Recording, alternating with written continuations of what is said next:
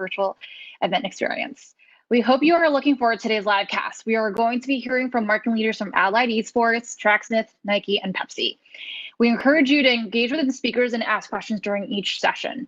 Without further ado, I'm thrilled to introduce you to the host for the day. Kyla Jacobs is the EVP of Marketing Growth at WPP. Welcome to the stage, Kyla.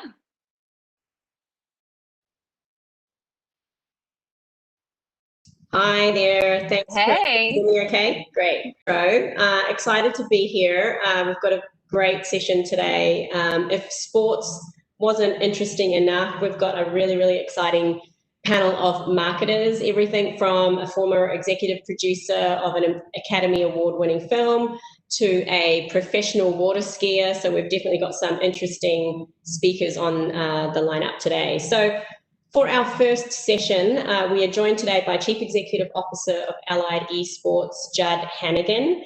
Judd is the co-founder and CEO of Allied Esports, which is a leading developer of esports properties and content. The company's portfolio includes venues, production studios, and 18-wheel semi-truck mobile arenas that serve as competition battlegrounds and content generation hubs. He is joined today by Josh Pretty, who will be moderating the session. He is the head of gaming and esports at Revelation.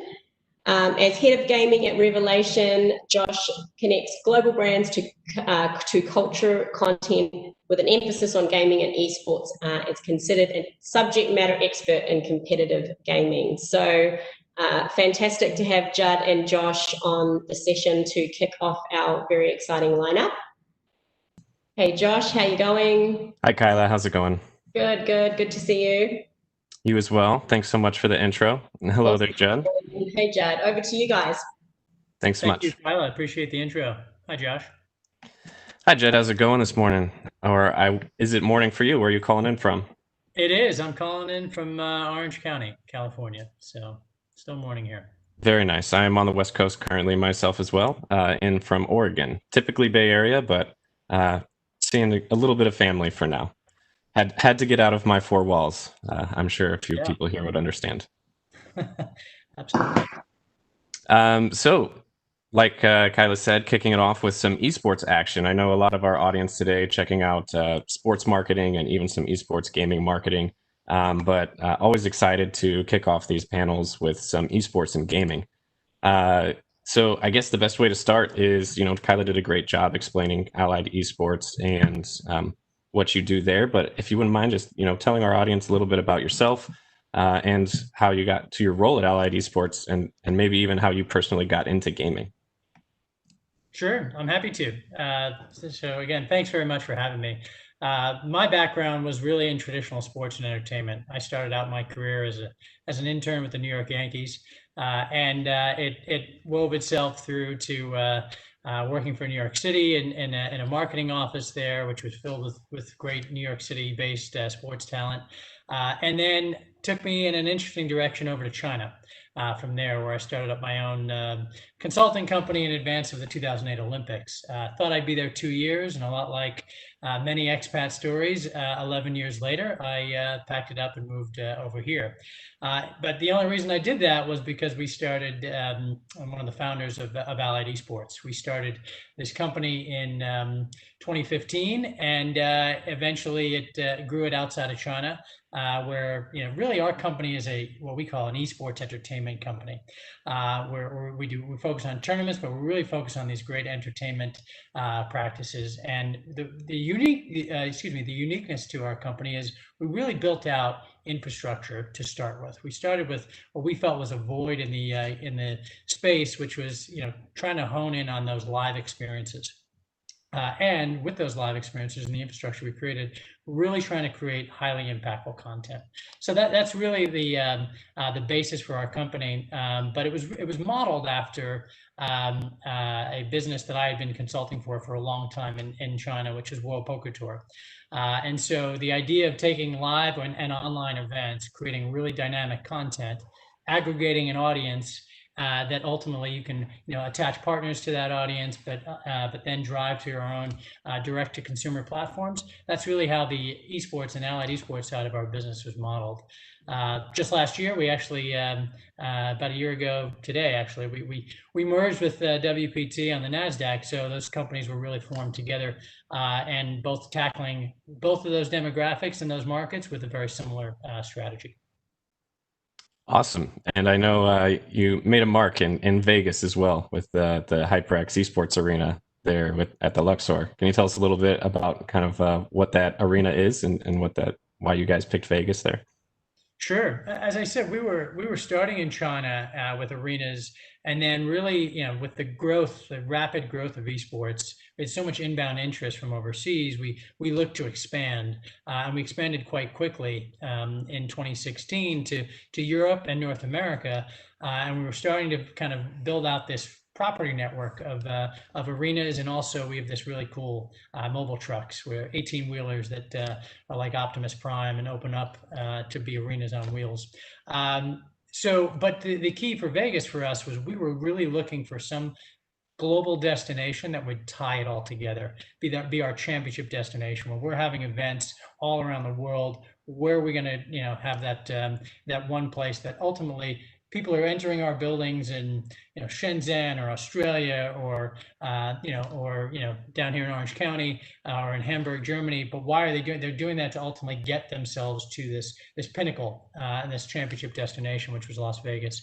We've been pretty excited about over the last couple of years. We opened that in 2018, and incredible interest. Vegas has really become a hub for esports competition in North America, and we've benefited greatly from that. We're largely the most recognized venue in esports in the world. Yes, no, it's definitely the venue, at least, is a household name with a lot of gamers and esports individuals. If I would have known that you were a Yankees fan ahead of time, I don't know if I would have accepted, but no, I kid. I'm actually a traditional sports background myself as well.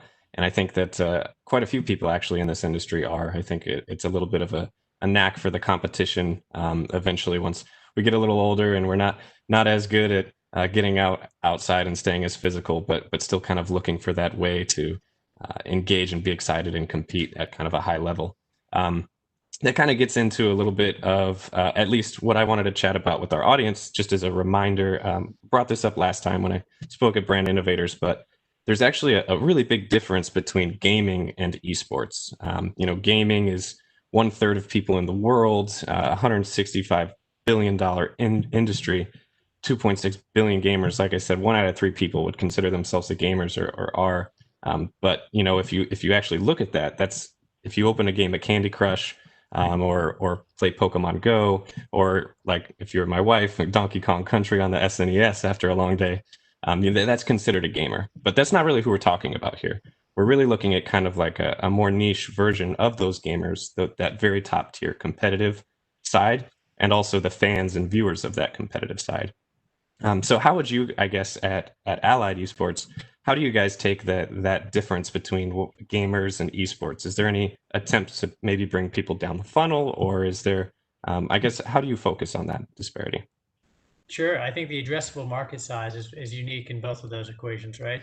There's about 2.5 billion gamers in the world, and I think the global esports audience today is about 400 million globally right now. So these are massive numbers. Just esports alone is a massive number. So that's people that are tuning in at least once a month to esports competition, and that number just continues to rise in droves, which is it's a very exciting place to be on the cutting edge of competitive entertainment and where it's going now and in the future. So we look at it as really looking at our entertainment style content appealing to the masses and using that to drive people into the competitive scene.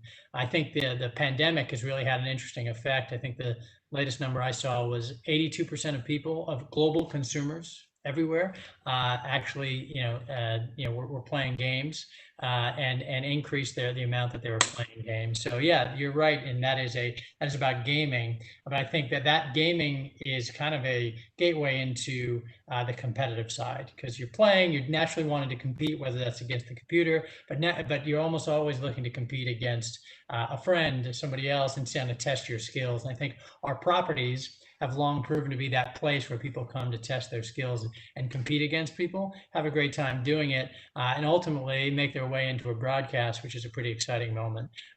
We tend to build sort of gamers and kind of guide them on their path to ultimately being competitive pros in that light. Yeah, absolutely. And you touched on broadcast. I know you guys have been recently partnering with Riot and their new title, Valorant, which is a first-person shooter that actually have a broadcast and a program going on right now. Can you tell us a little bit about that? Sure. It's called Allied Esports Odyssey. It's the latest in Riot Games' new first-person shooter called Valorant. And they launched this series, and it's an incredible opportunity for companies like ours because it's rare that you get to work hand in hand with a publisher and when they have this new game and such hype and potential around this new game. So there's a series of events where they're working with different publishers where we really get to showcase our creativity. So and designing a format. And basically what we've done here this week, and yesterday was day one, we've got 6 days of competition. The top teams in Europe just happen to be some of the biggest brands in esports, all battling against each other, and you see each team play each other at least once. So last week's version here in North America saw tremendous viewership, and now our version here in Europe that we're running has started incredibly strong as well. So and I think what it leads into kind of the global nature of esports, right? When you're thinking about marketing, really with esports being so digital and so digital first, there's no borders when it comes to marketing here. And I think what we're doing with Odyssey speaks to that. We originally had four invited teams and 2 qualifying teams. So the 2 qualifying teams, one of them, and all of those teams were from Europe. One of the qualifying teams came from Turkey. We're seeing tremendous viewership and engagement out of the Turkish audience right now through this event, which wasn't expected when we initially had planned it. And then also, just the morning of, one of the second qualifying team got picked up by a major esports organization. So when I say that, I mean they were upstarts who basically got acquired by a well-known team brand, which is extremely popular in Asia. So now all of a sudden you've got this what we had planned on being a very European-focused event with some major powerhouse brands, not only from Europe but now in Turkey. And also coming at it from Asia. The teams are all based in Europe, but you've got these brands that are involved, so their audiences are coming with it, which really speaks to that potential and what esports can unlock when you're thinking about it from a marketing and engagement perspective. Absolutely. And I think you're mentioning, like you said, Fun Plus Phoenix, who is a very popular brand, and with Swedish players playing in a European tournament that's being watched in North America or globally, right? So way different than the MLB or the NBA, where even though you will have the kind of some global audience, it's not necessarily marketed to those global audiences. And a lot of these teams, traditional sports are tied to cities. So esports sometimes tries to play around with the idea of franchise and tied to cities, but in general, it's very, very, like you said, because of the digital nature, no border. It has that opportunity for fans all over the world to support like their favorite brands. Yeah, and I think as marketers, when looking to engage in esports, you're best served if you are ready and nimble enough to act with those developments, right? When something like that happens, are you thinking about it globally? First and foremost, because again, esports has that global reach, and anything you're doing in esports can draw in amazing numbers globally. But are you able to kind of respond in real time and activate, whether that be through social engagement or others, to activate your brand to support either your existing engagement in it or potentially just as a follow-on? Yeah, and kind of continuing that conversation, China is actually one of the largest revenue growers in the world in esports and gaming, and especially with you coming from that area. Is there anything with Eastern culture versus Western culture, especially with brick and mortar? Some of the audience might not be as familiar, but PC cafes or PC bongs, as they're known in Korea, were very popular, where people can go in and grab a bite to eat, hang out with their friends, have access to great internet and great computers. And it's something that you guys have replicated, at least partially, in the US with your brick and mortar arenas. I know there's obviously differences as well, but I've been in one in Oakland there, and it's a great experience as a gamer, but also, you know, having those amateur events that you have. Is there anything that you learned from China that kind of had you take this to the next step in that global arena area? Sure, absolutely. I think there's a lot that we can learn from Asia, because that's kind of really where esports began to surge initially. And when you're looking at kind of, I've had the fortunate experience to kind of be on the sitting on a design table when you're thinking about how are we designing an arena both for a Chinese audience and for other Western audiences. So I think, you know, within the confines of China, I think one of the things that we learned is people really, you know, when we were designing facilities, really valued privacy, right? Privacy amongst their groups of friends, right? And I think with overcrowding in China, that, you know, get a lot of privacy. So when you go to hang out, you typically want to do that with your niche group and game with your friends. I think that's been something when we designed the spaces. They were very individual private rooms with a bigger kind of competition hall. Whereas when we look at what we've done with HyperX Esports Arena and other places that we've designed or influenced design with some of our partners in Australia and other places, you know, it's very much more open. And from a Western standpoint, it's about bringing people together and valuing that ability to get people out of their homes, rubbing shoulders together and meeting like-minded people and adding new friends to their roster. So that's been kind of the unique differences as we approach the design elements, very much culturally in nature, but ultimately with a similar goal in mind. And how do you get people to come together and create those live experiences?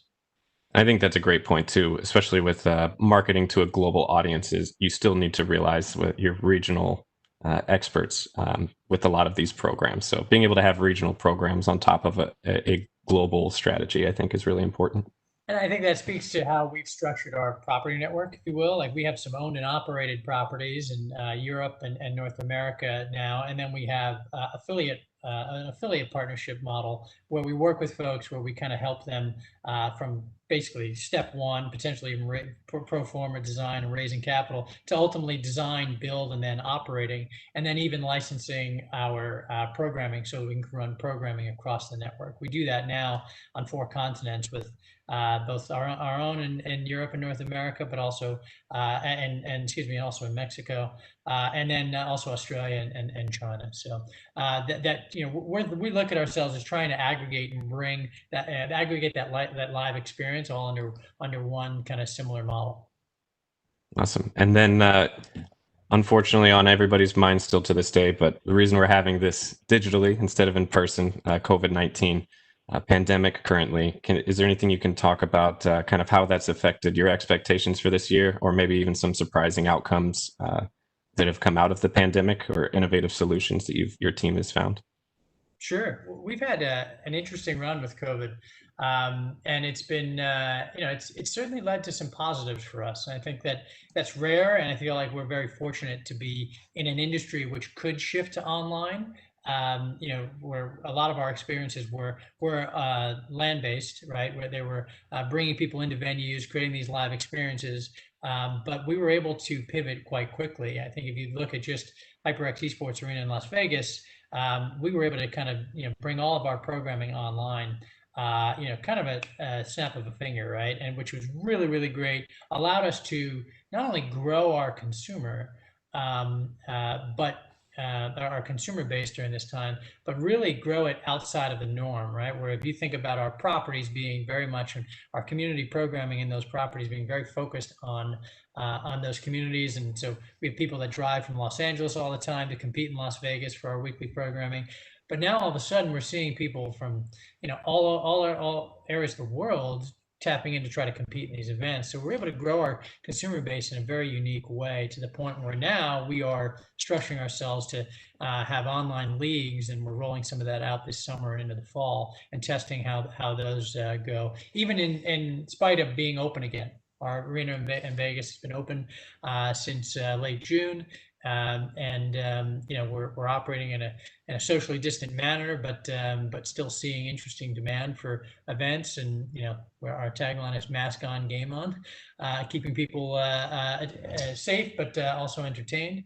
And I think that's pretty good. The one thing we did that was really novel in coronavirus time was we had to basically shut down our arena, and so we had 4 guys actually self-quarantined together, where we built up, we chose which one of them had the best internet in their house, and we moved in our production facility into their house. And so self-quarantined them, made sure everybody was safe, just to keep our product going. We're really fortunate to have dedicated people to do that. But again, seeing the community and our fans respond to that and droves was pretty exciting for us. I do think it has a benefit, whereas we weren't so focused on the day-to-day online piece. Now we are, and I think that that's going to ultimately lead to, and I think you talked about that funnel, that casting a wider net and driving a funnel into our brick and mortar facilities as we continue to expand. Absolutely, that's exciting. Keeping on the theme of Vegas and poker gambling, I noticed you guys have a really exciting licensing and sponsorship come up with Esports Entertainment Group and ViGG for a Counter-Strike tournament this month. Esports and gambling is always like a question mark, especially with like the audience type that is typically into gaming. But can you talk a little bit about maybe why these esports betting sites are a part of this industry, and why they might even be an important part of this industry? Sure. So I think wagering on esports represents a massive opportunity for this industry and its continued growth, right? Barring on traditional sports and how it increases engagement, the revenue opportunities associated with the monetization of data rights and video rights around that are driven by that, and just overall increased viewership that comes with an association with the wagering side. Yeah, there are interesting challenges and things that you have to iron out when it comes to this type of activity around esports, but the opportunity to continue to drive this industry and further advance it around this is fantastic.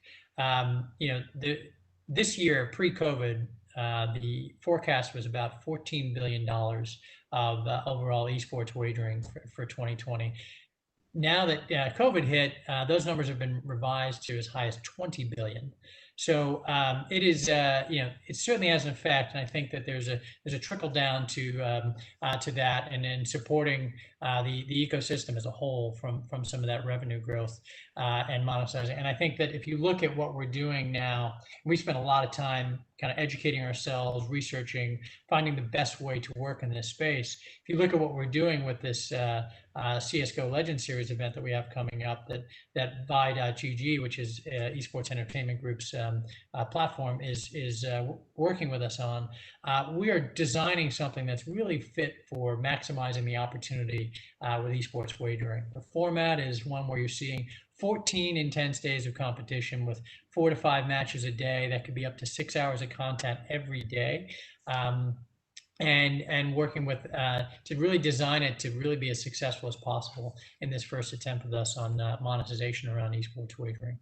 But I think the overall sense here is, if you look at how traditional sports has monetized, especially if you turn your focus toward North America, it's starting to legalize in different ways from a state-by-state basis, and opportunities will come from that in a big way. I think if you look at, say, the New Jersey Devils and they have to deal with William Hill, that's, I believe, a 7-figure deal. It's multi-year, and I think those are kind of the opportunities that are starting to come abound in esports and will continue its development.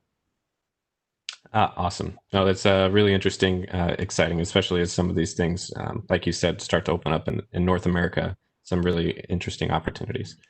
So I have a few minutes left here and a couple of questions from our audience. So hopping right in with the first one, you were already mentioning your research, especially with your recent partnership with ViGG.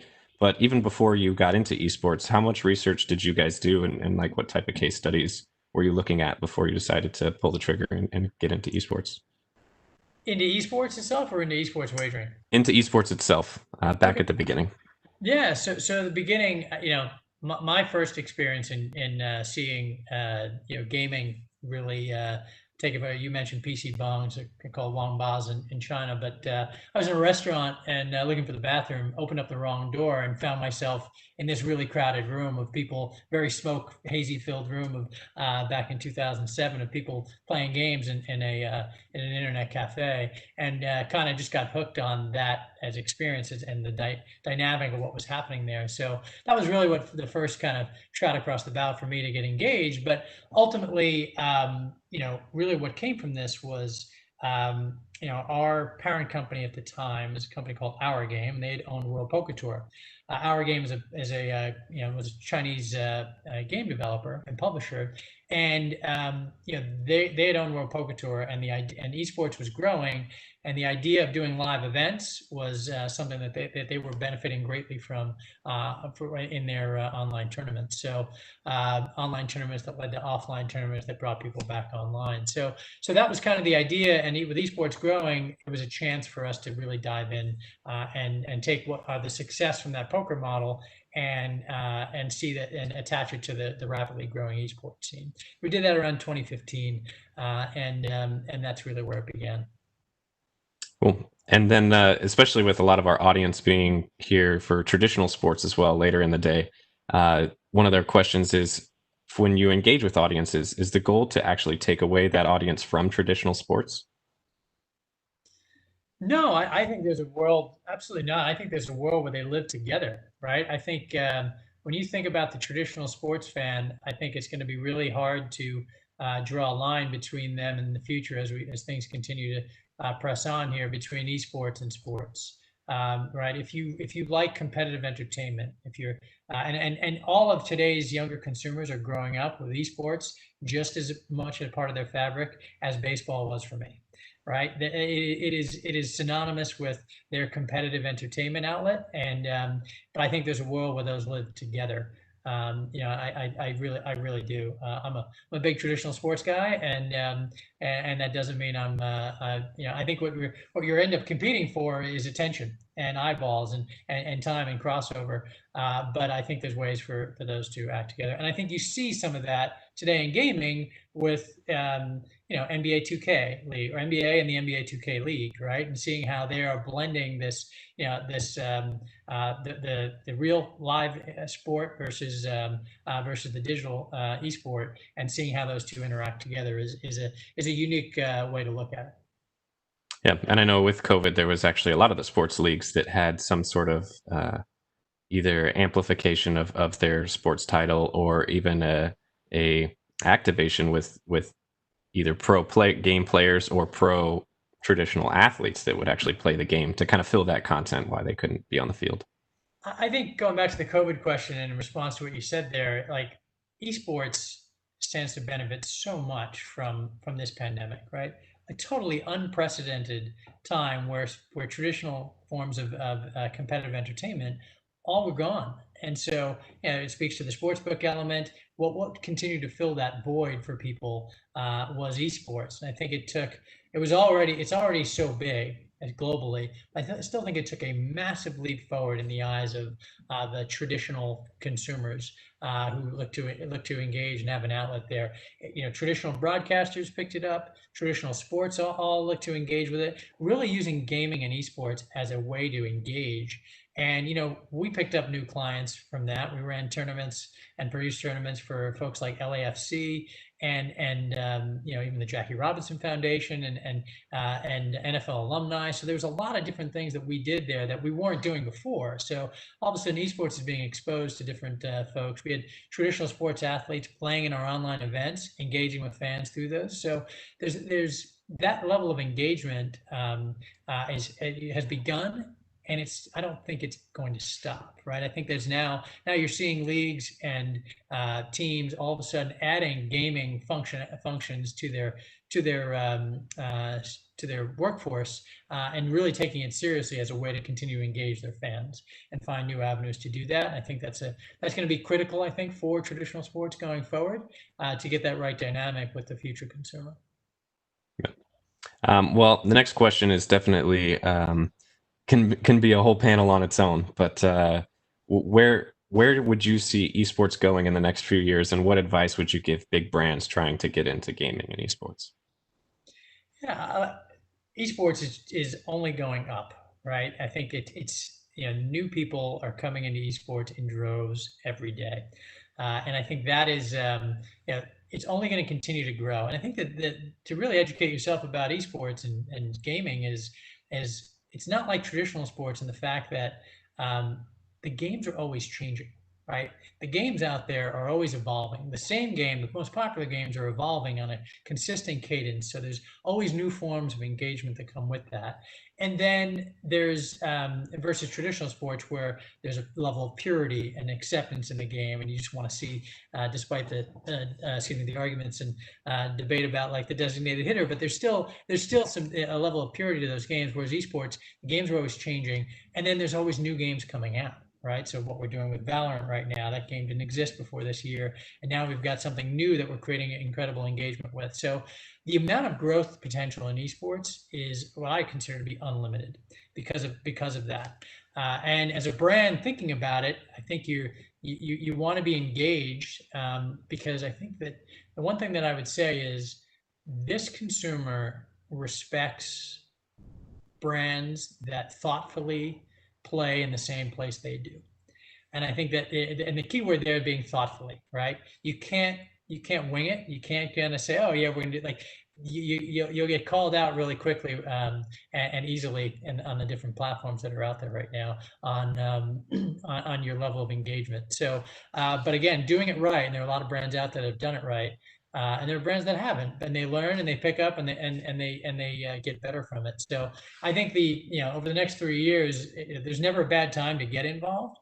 You just want to make sure you're doing it thoughtfully with the right people to drive that sense. There's a lot of ways to do it, right? You can go in the team route. You can go in the individual content creator and streamer and player route.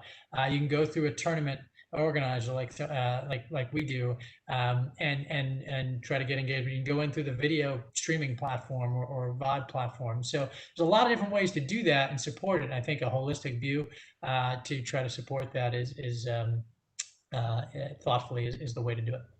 Yeah, and I hate to say it with the buzzwords, but authenticity and being organic to those communities is actually very important. Like you mentioned, they will not hesitate to call you out if they see brands trying to come into their space. Endemics have done it really well. HyperX, big partner of ours, right? That we've got them on naming rights in our facilities around the world. We do a lot of great engagement with them, but non-endemics are coming in droves right now, and I think you don't want to be left out, right? This nothing really creates the amount of engagement I've seen that esports does on such a consistent basis, and for the duration that it does it.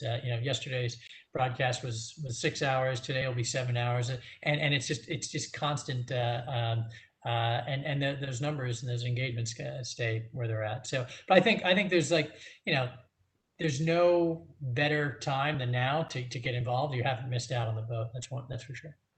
Well, I think unfortunately that's all the time we have today, Judd, but I do appreciate you hopping on and giving us a ton of information about Allied Esports and also just the industry and esports as a whole for marketers and big brands. So thank you again for your time. And yeah, it's my pleasure, Josh. Thanks very much for having me. I appreciate the opportunity. Thanks.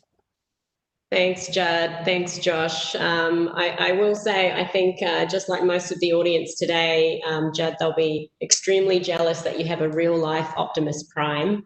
I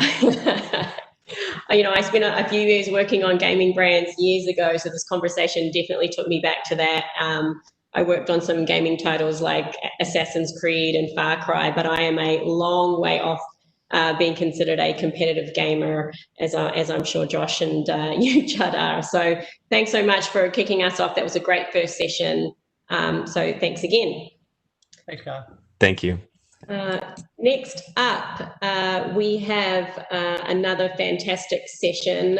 We have Ryan Eckel, and I will say that I think Ryan has by far one of the best bios that I've read. So he's going to win the bio competition. Ryan is the brand president at Tracksmith. Prior to joining Tracksmith just a year ago, Ryan was the VP of product development at Dick's Sporting Goods. Ryan was also the executive producer of the award-winning documentary We Could Be King, the Emmy-nominated film Keepers of the Game. So an impressive intro, Ryan. Jealous of that. Your session today is actually going to be moderated by Robert Gregory. He is the president of sales and marketing at JellySmack. JellySmack is a technology company that accurately predicts what kind of videos will perform best on social media and produces those videos for brands. So thank you, Ryan. Thank you, Rob, for joining us today. Looking forward to this next session. So over to you. Fantastic. Thank you. Can you guys hear me okay?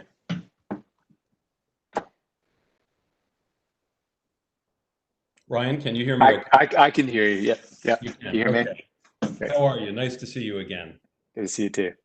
Okay. You're still in a cabin in Maryland, as I recall. Still avoiding urban environments best I can. Yeah. Yeah. Okay. Well, we'll jump right in. Your background is really impressive. I was going to add, in addition to all of that, your running origins and credibility are pretty blue chip. You ran varsity track at Yale, if I'm correct. And what were your events? Signature move. I was a long distance guy. I was a mile and up, so I ran cross country. I ran the steeplechase was probably my main event. The steeplechase, awesome. Yeah, I wasn't good at any of them, but I tried. Well, if you did it at Yale and were on the varsity, I'm sure you weren't bad.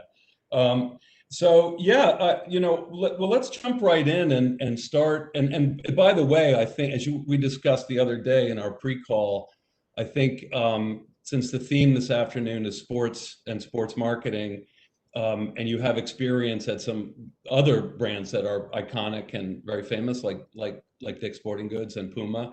I'd love to ask you from time to time as we chat to draw on that experience and maybe share some observations that would be valuable to the folks listening. Why don't we start off with Tracksmith, and if you could maybe describe its origins, its DNA, its reason for being, and what makes where the name comes from, and what makes Tracksmith different. That'd be a great place to start. Yeah, so Tracksmith is a company that's about 6 years old, and it was started by a guy named Matt Taylor, who actually was a teammate of mine in college, and we worked together at Puma. And Matt's observation was that that no one is giving proper attention and love and care to apparel in the athletic industry.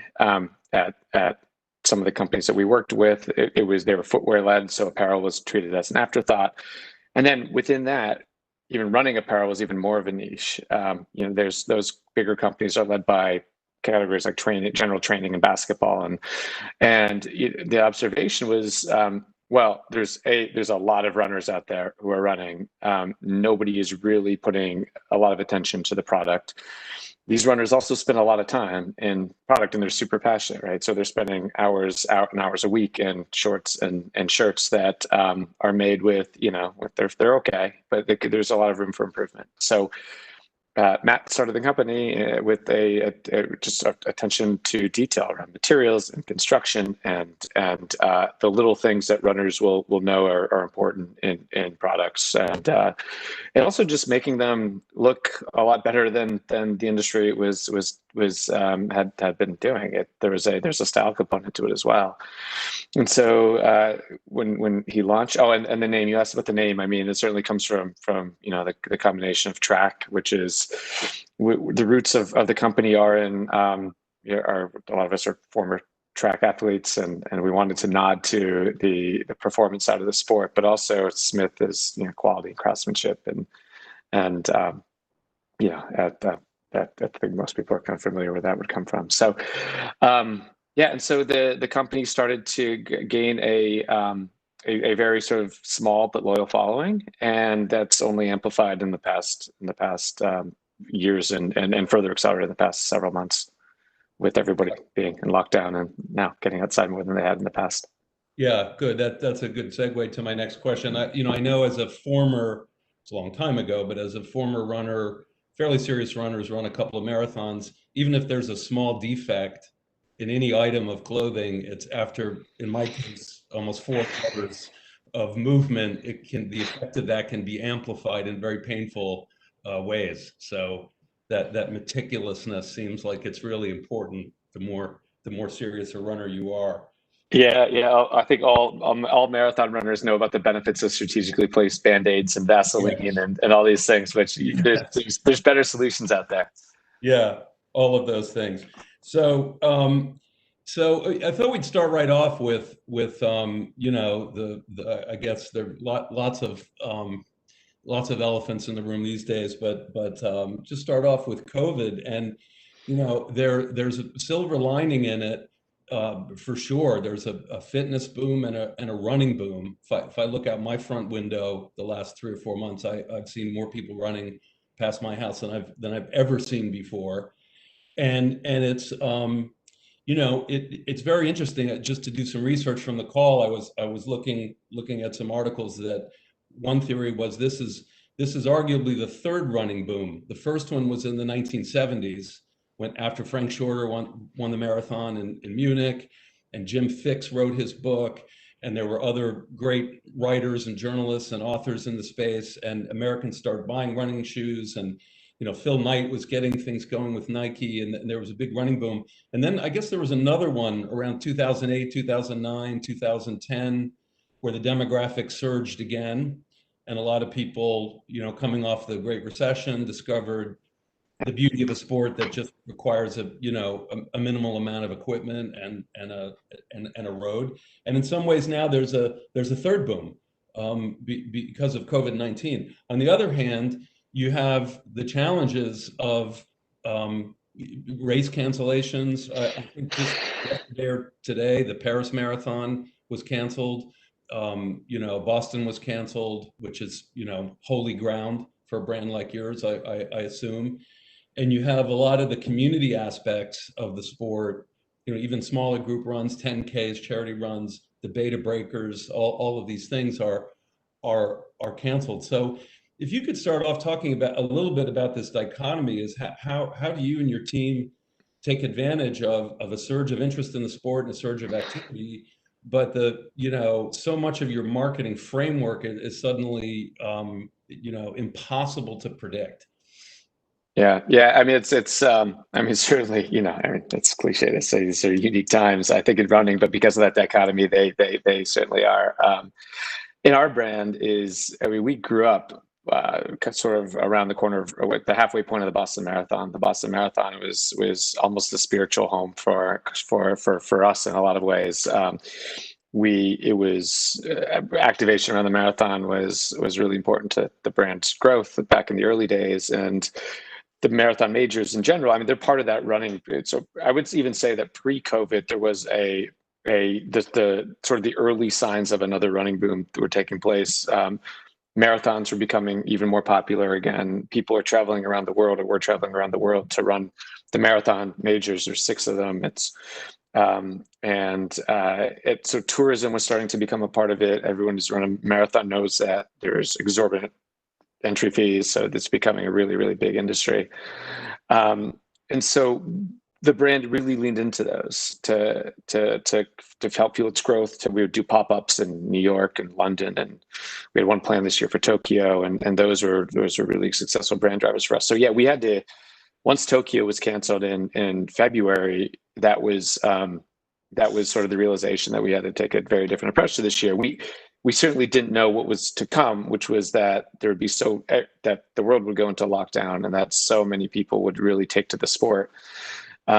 So what really the way we're looking at it is sort of these almost 2 groups of runners. One, the people who are competitive runners who hold these marathons and other races too, right? It's not just marathons, but it's everything. It's been has been canceled, that those are really important measuring sticks for them throughout the year in motivation, and also there's a social component to it. And so for that group, we're just trying to give them other sides of the sport to look at, to stay motivated, to discover. For many people, they've been training really hard for years and years and years, and this is actually a moment to take your foot off the gas pedal, to kind of take a deep breath, relax a little bit, kind of wind down the type A part of your personality that most runners are sort of have hardwired into them. Go run trails, go run barefoot on a grass field like the New Zealanders do. Go leave your stopwatch at home, right? So we're trying to come up with ways to sort of help people stay in love with the sport and fall deeper in love with the sport, while also sort of helping them see that there's a lot of opportunity out there now, and in terms of just reconnecting with the sport and the reasons that maybe a lot of them got into the sport in the first place. So anyways, that's what we're doing with that group of kind of more race driven or performance driven runners. And then all the new people come into the sport. There's a lot who have come in through because their CrossFit gym is closed, or their rec soccer league isn't happening, or they just want to get out of the house and go see the neighborhood, and they've been stuck inside. And so with that group, we're really just trying to introduce them to us. We produce a lot of content, and so use our content to again help them fall in love with running. One of the things that internally we say is our mission is to help people fall in love with running, and so that's kind of the lens through which we're looking at both of those groups. But yeah, so can you be a little bit more specific in terms of how you do it, like how you expand their thinking about the different ways they can approach their passion? How do you make videos? Do you do thought leadership? Are you using blogs? Are you using your social accounts? How are you actually getting this inspiration and this these new points of view about the sport to either or both of these groups? Yeah. The first thing we did was put together a little thing on Instagram we called Culture Club, which is just recommendations of podcasts and books and movies and really anything that would allow people to dive deeper into the sport and learn more about it and take this time of, a lot of us have, some of us, I don't have extra time. I have less time than I had before, but some people have more time to read. And we wanted to provide people with a curated list of materials that they could, films, books, anything that they could use to deep dive into the sport. We're doing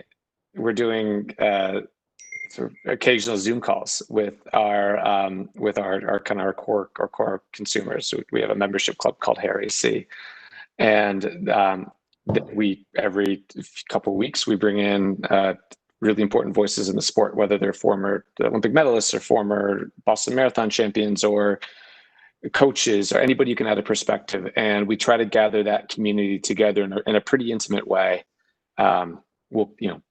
20 to 30 people in a Zoom call. So enough that it scales a little bit, but not so much that it feels like you're just watching a webinar. So right. We've done that. We are continuing to produce our own content. We introduced a weekly newsletter called 100 Days of Summer, which is taking this idea of sort of summer running and introducing weekly things you could do to keep your running interesting while you don't really have races on the calendar. And so yeah, we're trying. It's an email. It's once a week. It is, yeah. And now we're trying to. There's a lot of virtual racing that's happening. We're trying to figure out how to we could help make that a bit more interesting and a bit more engaging. And yeah, we're still trying to figure it out. I think it's like every couple months, so you realize that you're in this for the longer haul. And so I think now we're trying to figure out how do we get people through winter, right? Winter's for us in the Northeast, which is where our company's based, it's brutal. I mean, if you come into running it's easy enough to get started in April, May, June, July, but then to keep it going through December, January, February, it's not easy. So we're trying to figure out how to keep people motivated through that season as well. Yeah. Has the you mentioned podcasts. Has the podcast boom intersected with the running boom, and there are more people who are using that time to listen to podcasts? Yeah, we find that our endemic podcasts, running specific podcasts, perform well for us. We advertise on a number of them, everything from revisionist history and with Malcolm, which is Malcolm Gladwell's podcast, to the Daily and the New York Times, to like really sort of small niche running ones. Yeah, I mean, I think that medium is particularly interesting to runners. I think a lot of runners will run. It's a great way to get through a 90-minute run. So have somebody in your ear the entire time. So yeah, I think it's an interesting format for a lot of reasons. And as an advertiser, and I think for runners, it's a particularly good one. So yeah, we're playing around with some ideas there, and toyed with the idea of doing more on our own, creating more of our own content in our own podcasts in that space as well. Malcolm Gladwell looks like a runner. I don't know if he is, but he is. He's a fit. He's active Tracksmith. He's a yeah. So we were perusing the customer list a couple of years ago and found his name kept popping up, and so we reached out to him and started a relationship. Yeah, so he's a very serious runner. He's I think trying to break 5 minutes for the mile. Oh, wow! Which he's in his 50s, right? So that's pretty good. That's pretty good for anybody, and particularly that's super impressive.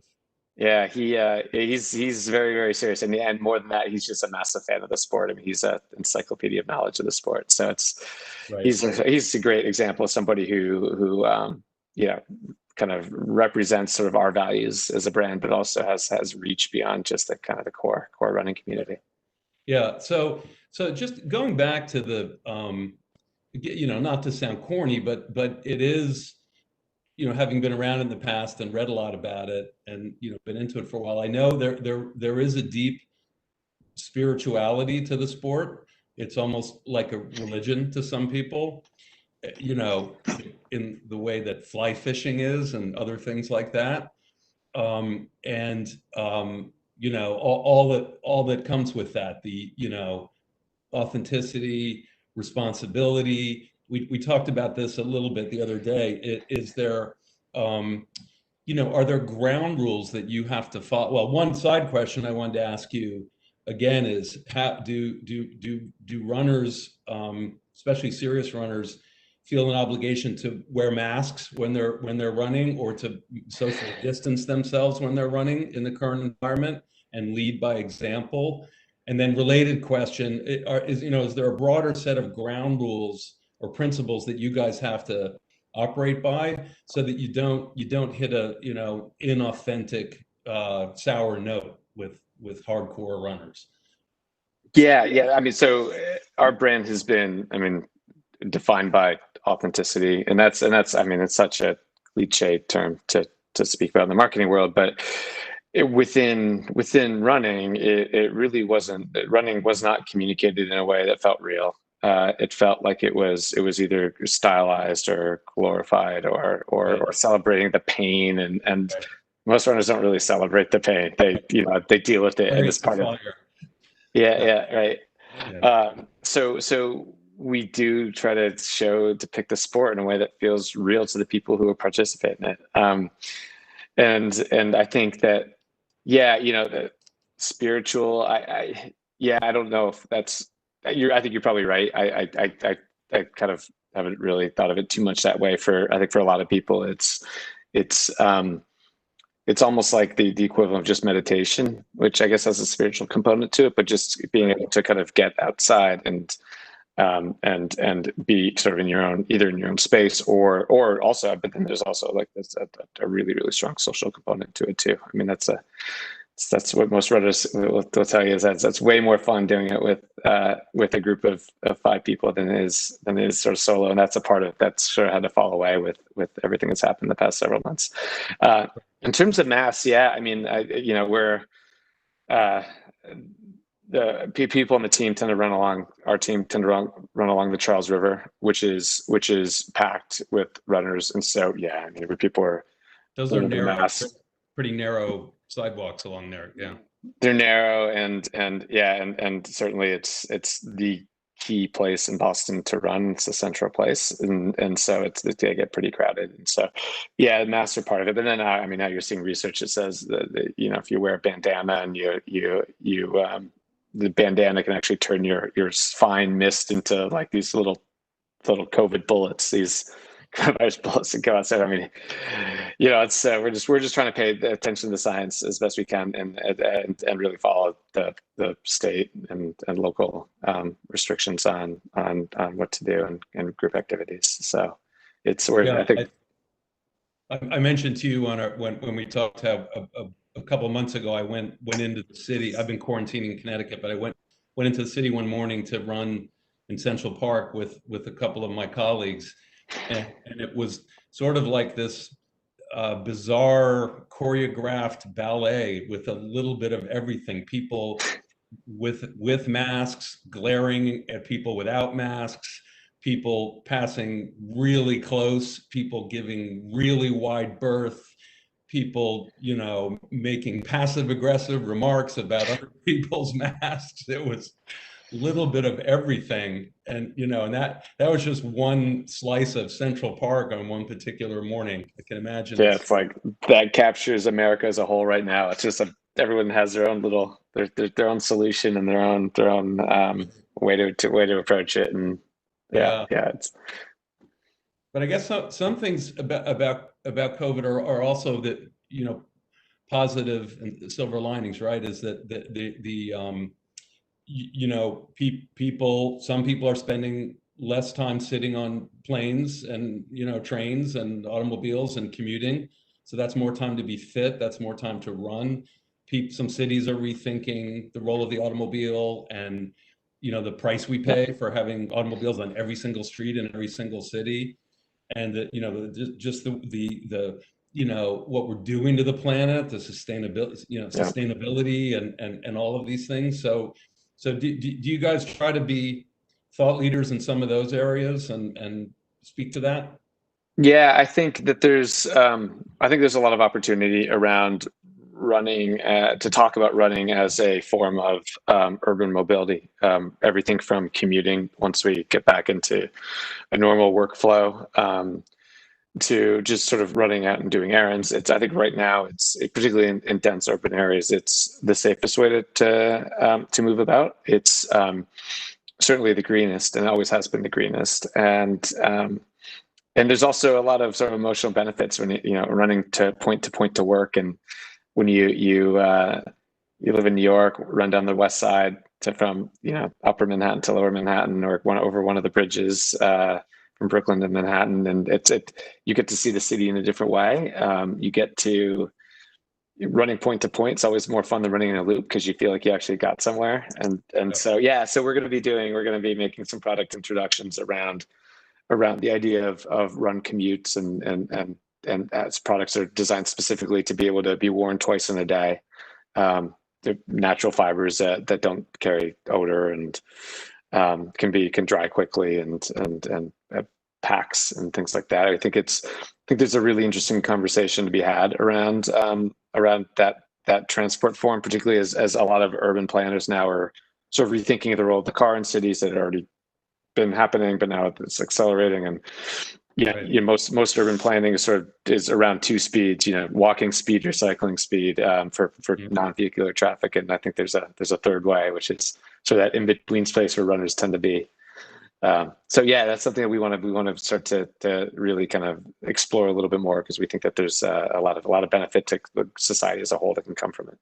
Yeah, super exciting. So can we talk a little bit more about your marketing funnel and what's working for you these days? You have a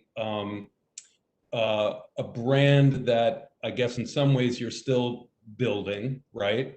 And an image, and that's very carefully crafted with the logo and the look and feel and the symbolism behind it and the sensibility of it. So, but you also, as a business with only one bricks and mortar store, you're primarily direct to consumer and e-commerce focused and lower funnel focused. So I guess that makes it a full funnel approach that you got to think about all the time. And then there are lots of elements in maybe sticking more to things like social media, direct mail, email, things like that. So can you talk a little bit more about what your funnel looks like lately, and maybe some best practices and some things that are working, some things that are surprising you, some things that are challenges. Yeah, we're just starting to take a really close look at it. I mean, up until probably a few months ago, to be honest, maybe a year ago, we weren't spending a lot of money outside of search and social, and we were doing that sort of reluctantly. We sort of had the hypothesis that there are better ways to acquire customers. We've started to really invest in more brand awareness, top of funnel stuff. And I don't really like referring to the idea of a funnel. I don't think consumers think that or behave that in such a linear way, but yeah, it's the existing model, so we'll use it. But we're starting to invest more in building the brand and building brand awareness. We've had, through word of mouth, our brand has grown through word of mouth up until now, and the word of mouth has been fueled by, I think, the brand imagery that we create, the photography. We put a lot of care into how we do photo shoots, and how those shoots sort of conjure up and make people feel about the sport, and it really kind of creates a world that a lot of consumers find that they want to step into about whether it's a training camp in Vermont or running on some of the beautiful roads out in California. It's worked through word of mouth. So what we're really doing now is just thinking about how do we amplify that? How do we amplify the brand that exists across, and using sort of our content as our lead vehicle to do that. Right. And so we're finding that prestige media is something I've always believed in. That's working well for us. We have a content partnership with the New York Times right now. And the New York Times has already historically done a pretty good job of covering running, and I think that there's a lot of people out there who are, particularly in New York, who are extremely busy, and maybe they have time to read the New York Times every day, but that's maybe it. And so, and it might be, and there's certainly runners among those people. So we feel like it's a good way to reach people who maybe are too busy with everything that's going on right now to pay attention to maybe some of the more classical running kind of endemic publishing platforms like a Runner's World or something like that. Can I ask what the Times is? It's the Times Brand Studio and T Studios. Yeah. Yeah. Are they, what are they doing for you? Are they making videos? Are they making, text content? No, the concept we brought to them was to show how three New Yorkers fell in love with running. So one of them was Malcolm Gladwell.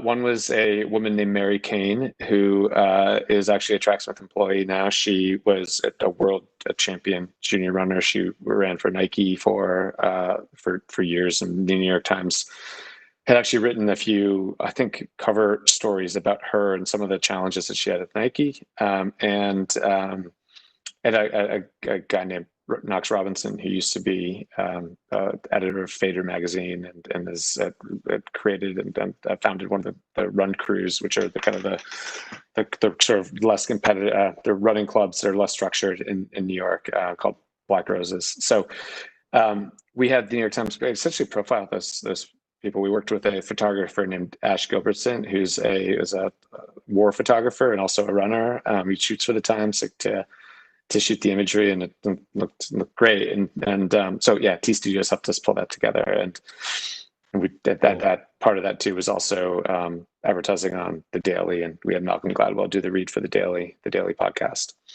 right, and a few other things. Yeah. I'm seeing some pretty good questions, so I think I might, before I go to questions, I want to ask you one more time, Ryan. Is there anything coming up for Tracksmith that is going to happen this fall or next year that you guys are gearing up to launch or roll out that you want to talk about? Oh man, yeah, we are. Well, I talked about Run Commute. There'll be some stuff around run commuting from us. The other activity that a lot of runners are really starting to kind of engage in more is just getting off the roads, getting onto trails, adventuring.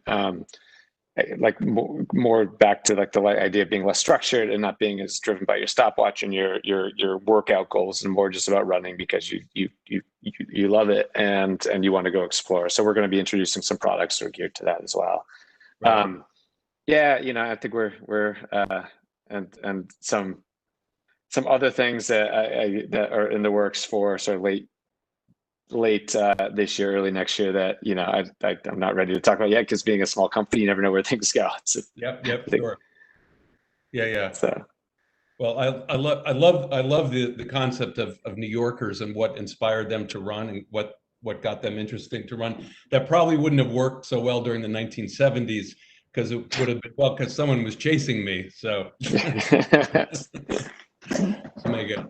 Yeah, it's amazing in New York too. I mean, the running scene in New York has absolutely exploded the past several years. It's really become, it's a phenomenon. And I lived in New York for a while after college and ran for one of the clubs there, and I don't even recognize the running scene now when I go back, because it's exploded in such a major way, which is really, really cool to see. Yeah, I remember. So I'll date myself. I'm running the New York Marathon for the first time in the mid '80s. Or late '80s, and it was when it was such a vibrant scene, and Fred LeBeau was still the guy, and that was a great time. So, can I go to a couple of questions? Great, that sounds fun. Okay, so this is from Michelle. She is from the Leukemia and Lymphoma Society. They put on Team in Training, Big Climb, Light the Night are their big events. And she's asking, in the absence of IRL races and marathons, what are your suggestions for community experiences with fundraising elements in this dedicated running community? I mean, virtual races are what's happening now. You know, we actually tried to put together one around COVID relief called the Perfect Mile. It was leaning into Roger Bannister's 4-minute mile, and the fact that Roger Bannister was a doctor who actually did his rounds in the hospital the day he ran that 4-minute mile. And we partnered with a few other brands to raise some money for COVID relief, and it worked reasonably well. I wanted it to be a little bit bigger, but we raised quite a bit of money. And so, I mean, that's one thing. I think you're seeing, though, that virtual race area is getting really, really cluttered. And I think that some of the virtual races are trying to figure out how to differentiate themselves. And so I think it's also easy to get lost doing that too, and how to have your virtual, like what does a virtual race even mean, right? I think that people are trying to figure that out. Yeah, you know, I think it's a great question. I wish I had a better answer than that. I think that the one thing that has been really powerful about running, and probably maybe gets underreported, which is it's such a great fundraising tool, right? It for whatever reason, I think there's some interesting psychology around it, actually, that this idea that if you actually do something and I move and I exert myself, then people are willing to fundraise to support that.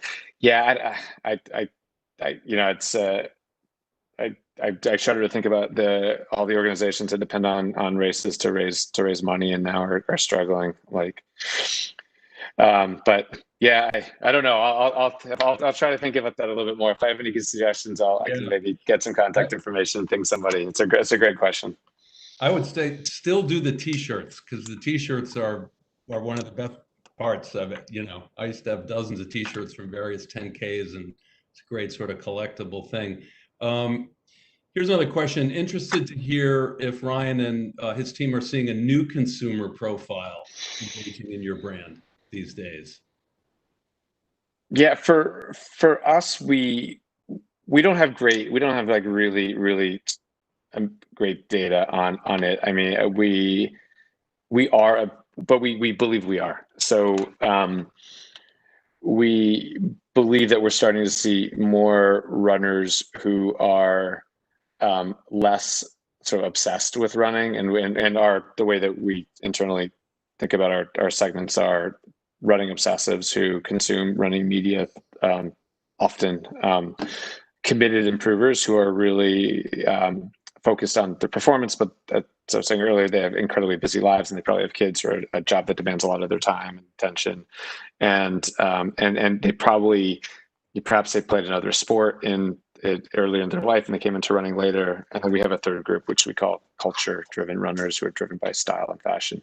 That second group, we believe, is finding their way to our brand. What we don't have a good sense of is how long they've been involved in the sport, and whether they're new to the sport or whether they've been runners for a long time and have just found their way to us. But we're seeing that just building sort of broad awareness of the brand is bringing us a new consumer who is still kind of identifies with the same brand values. So we've been able to do it without changing anything about who we are as a brand. Right.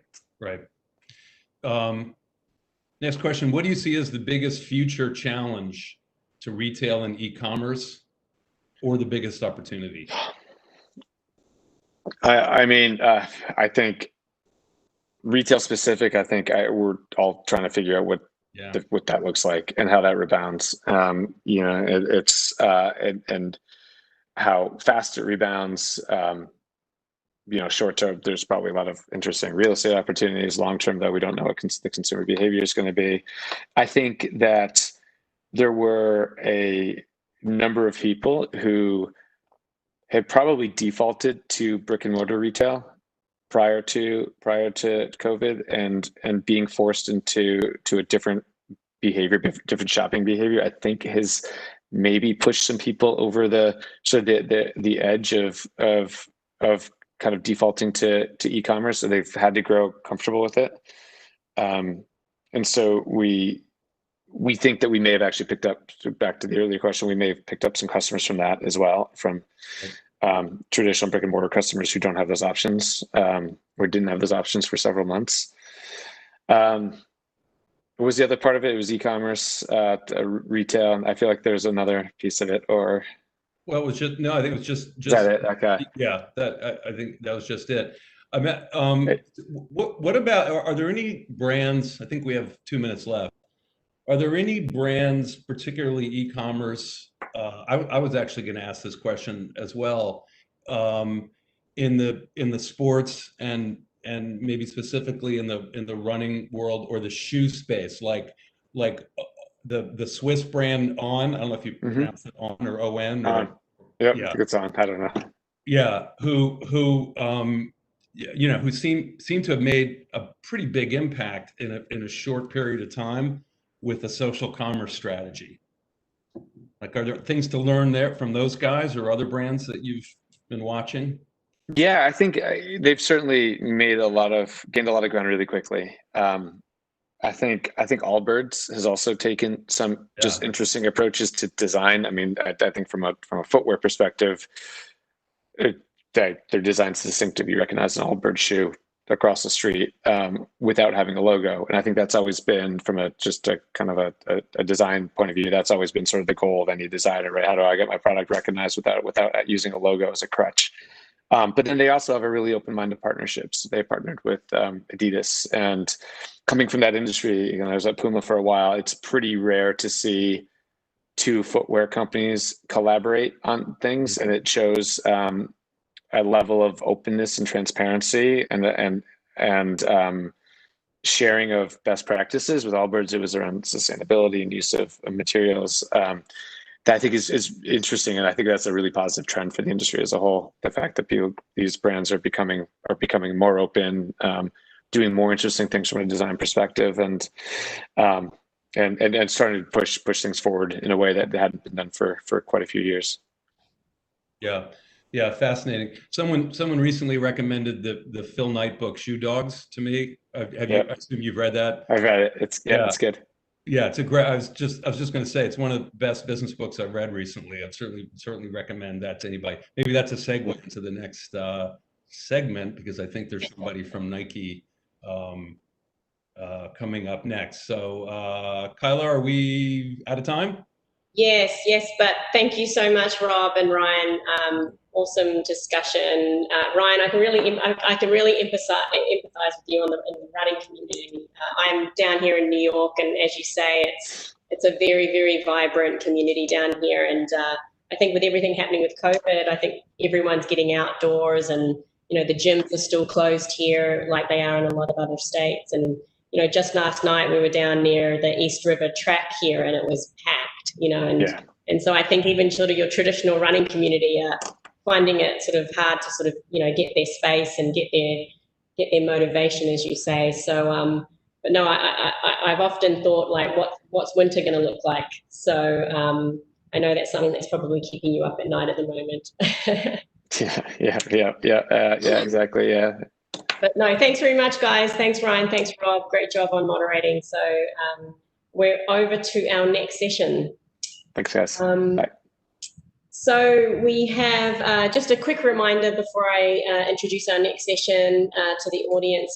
Please use hashtag BILivecast in any of your posts today. So keep promoting those speakers and sessions. I will say this next session, while we've got an incredible lineup of speakers, I will say this one is, I have a slight bias. It will be my favorite session, having a fellow WPP colleague moderating and a WPP client on board. So next up, we are going to welcome our next speaker, Camilo Andrade, who is the Global Vice President of Nike Football at Nike. Camilo is responsible for creating brand demand across all of North America. He also previously served in senior marketing roles at Red Bull, L'Oreal, and Nestle. And Camilo, I did cover off with Jeff before we got started that it is soccer and not football for the Americans, so we cleared that up. And my WPP colleague, Jeff Northcote, who is the Managing Partner and Chief Experience Officer at AKQA. Jeff was fortunate enough to start his career at AKQA, working on Nike 13 years ago. AKQA has actually partnered with Nike for over 20 years now. So during this time, they've developed services like the Nike Training Club, programs such as Nike Rise, The Chance, and campaigns such as Believe. So thrilled to be introducing you both to this next session. So take it away, Jeff and Camilo. Thanks so much, Kyla. And Camilo, great to reconnect, man. Looking forward to chatting with you. One of the things that struck me when we first met and talking about your history and your background, so you've been at companies like Nike and Red Bull for over a decade now. But before that, and this is common to a lot of the people that I met over my time at Nike, is they've got backgrounds in sport. I think Red Bull's the same way. It's like, and what was no different with you, you were a national champion water skier, which is an amazing sort of fact. Can you tell us a little bit about your journey and I think what you learned from sport and what that you took into your career, all the sort of values and behaviors that you took into your role today? Sure. First, Jeff, let me just say that I'm thrilled to be here, and thanks, Kyla, for the generous introduction. It's actually a funny time, right? I wish I would be in front of the people that are listening, but it's definitely a time that is teaching us a lot. So I just wanted to thank you for the introduction, the opportunity to be here in front of you guys, and hopefully this is a useful conversation for all of you guys. I don't want to make this about me, so we'll try to make that happen. So in that regard, and a good segue to your question, Jeff, is I think sport it's somehow the greatest platform for education. I'm extremely thankful that my parents brought me into sport early on, because to your question, Jeff, sport told me so many things that I still use on my everyday life, and one of those is discipline, right? I grew up in sports that were individual sports, so although I didn't, let's say, benefit from the team culture and all that, I did benefit from the discipline that you need, right? I was a self-made athlete in a sport that was not necessarily very participated in my country, in Colombia. So I had to learn sometimes by falling too many times. And I had to learn the value of resilience, of perseverance, and really just not quitting. So today, I think that's one of the biggest things that has put me through so many different and challenging situations in different companies, in different environments like what we're living this year, right? A massive pandemic, racial injustice, of course, restructures of so many companies. So no one teaches you how to lead or how to be a marketer or a finance person in this context. So I think sport has definitely given me that resilience, the discipline, and the belief that anything is possible if you put your mind and the hard work into it. It's great points. And the thing that struck me too as you were talking is the other thing that I'm sure comes, especially as an individual athlete, is like that always pushing for the next benchmark, right? Like you're always trying to beat your personal best and try and move forward and move forward and move forward. And it's such the same at Red Bull and at Nike and all these leading companies. It's like never satisfied, right? Like never rest on your laurels and never sort of never rest for a second, right? It's always about that next thing. Correct. Yeah. And I think that's one thing I've always used for personal growth. Is it's funny that we spend so much of our time as professionals trying to please either our bosses, our managers, or the leadership of a company. And we forget that one of the most valuable things we can do is work on ourselves and work on our strengths. If you think about athletes, they are very aware of their blind spots and they're very aware of their technical skills and their strengths.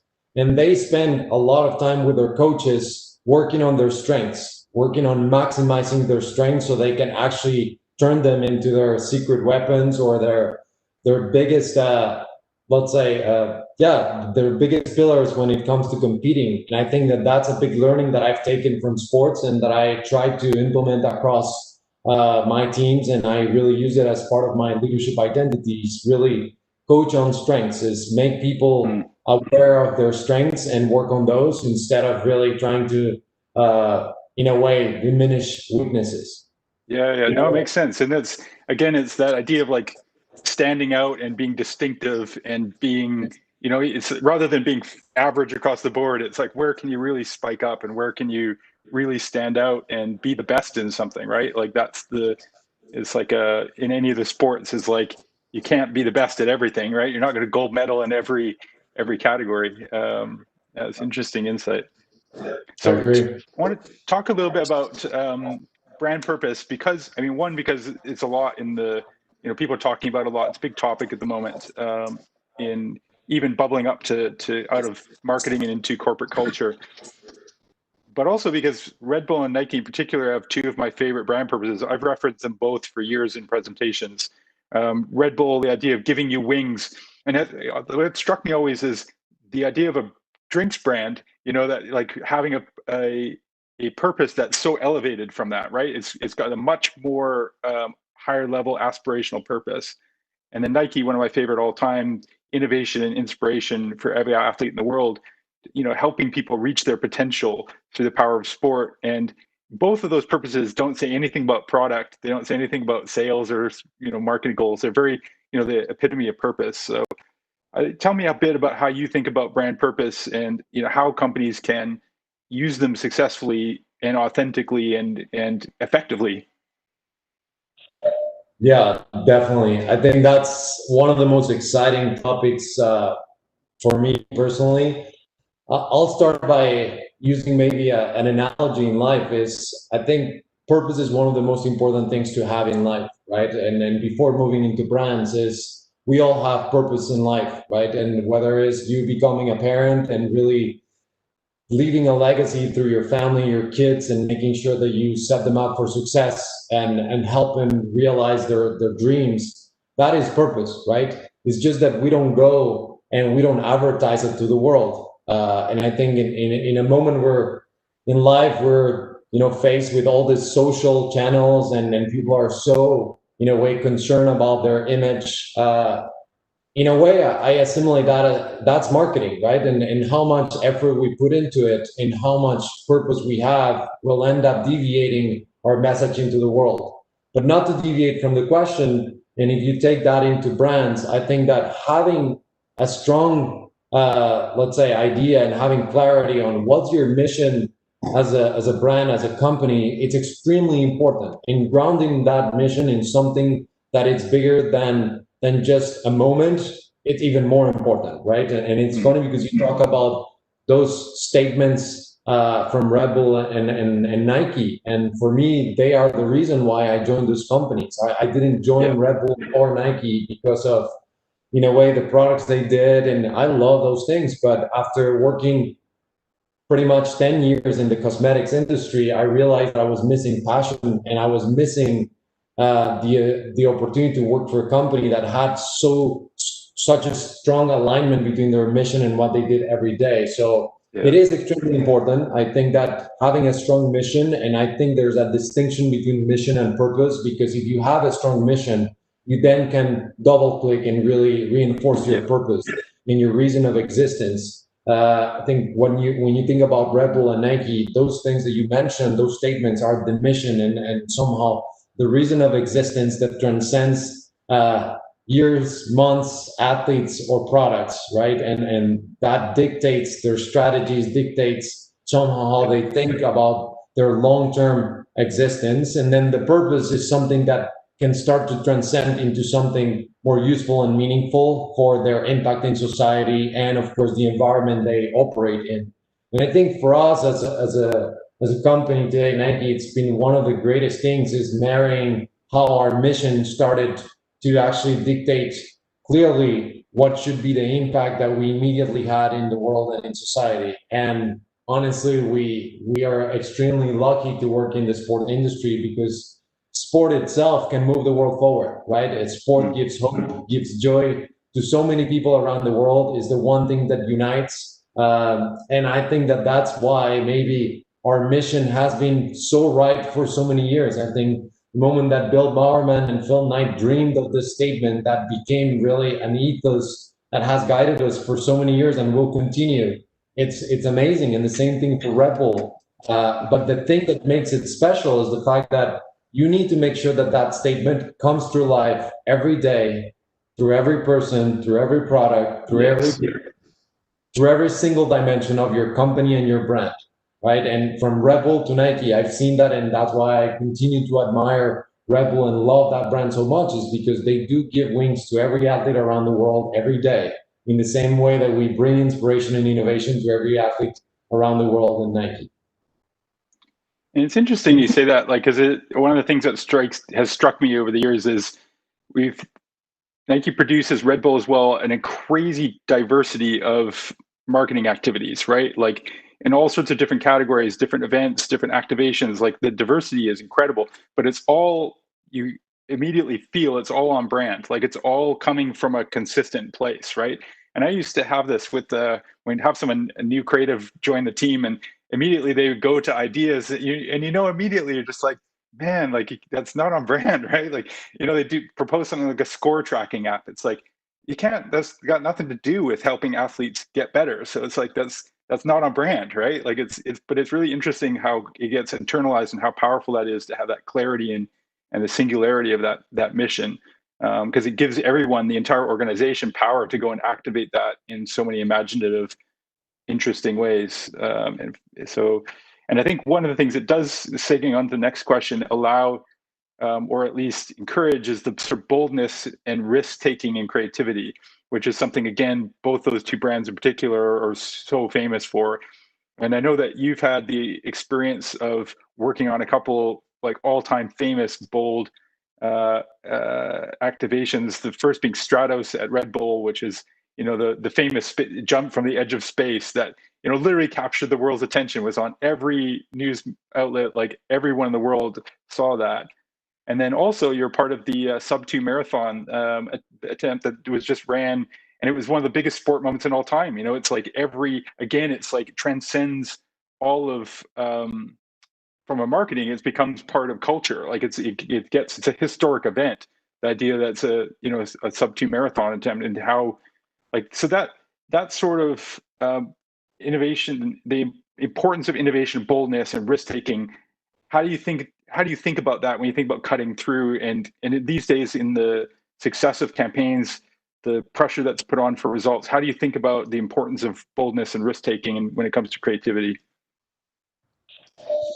I think it's incredibly important. And I think it's incredibly important because it's what's, in a way, been fueling evolution, human evolution. And I'm going to walk us a couple of steps back before getting into the Red Bull and the Nike example. If you think about evolution and how we've come up with great inventions like the airplane, it's all about bold and risk-taking moves from people that believe in their potential to create change, right? If you think about the Wright brothers, they were bold. They were extremely risk takers that believed in their idea. And going back to the idea of strengths and coaching on strengths, those guys knew that they were right. They knew that it was possible. And they believed that they've done everything that they needed from a calculation standpoint. And then it was all about putting the hard work and being bold and not being afraid of just the potential outcomes and more focus on the potential game-changing solutions that they were going to bring. Take that to the modern era and you think about sports. One of the things that really fascinates me is how athletes push the edges, right?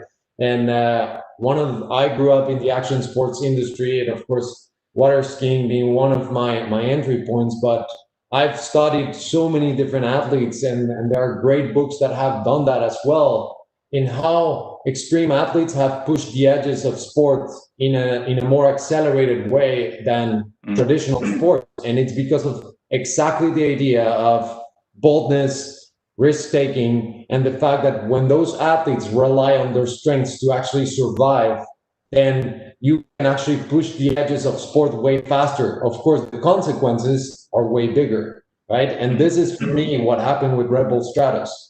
Felix Baumgartner, he was one of the best base jumpers of all time, right? No one knew him, but at the time, he did everything. He'd jump out of antennas, out of bridges, out of cliffs. We actually brought him to Mexico to jump out of the top of some of the biggest buildings, which honestly, for a base jump, they're extremely small, but the risk it's tremendous.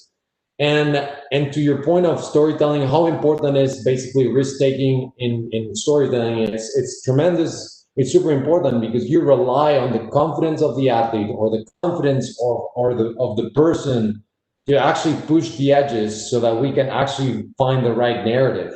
And Red Bull Stratos was that. It was Felix's ambition to break Joe Kittinger's record from 1959. And he believed in his capacity to do it. And I'm just gonna correct you on something. The fact that I worked on those things, I was actually lucky to be part of a company that was fueling some of those projects, because it was by no means one man's job. This was a team effort. And neither Felix or Eliud Kipchoge would have been able to do what they did without the support of a massive team that had one thing in common, and that was belief. The belief that the athlete could do it.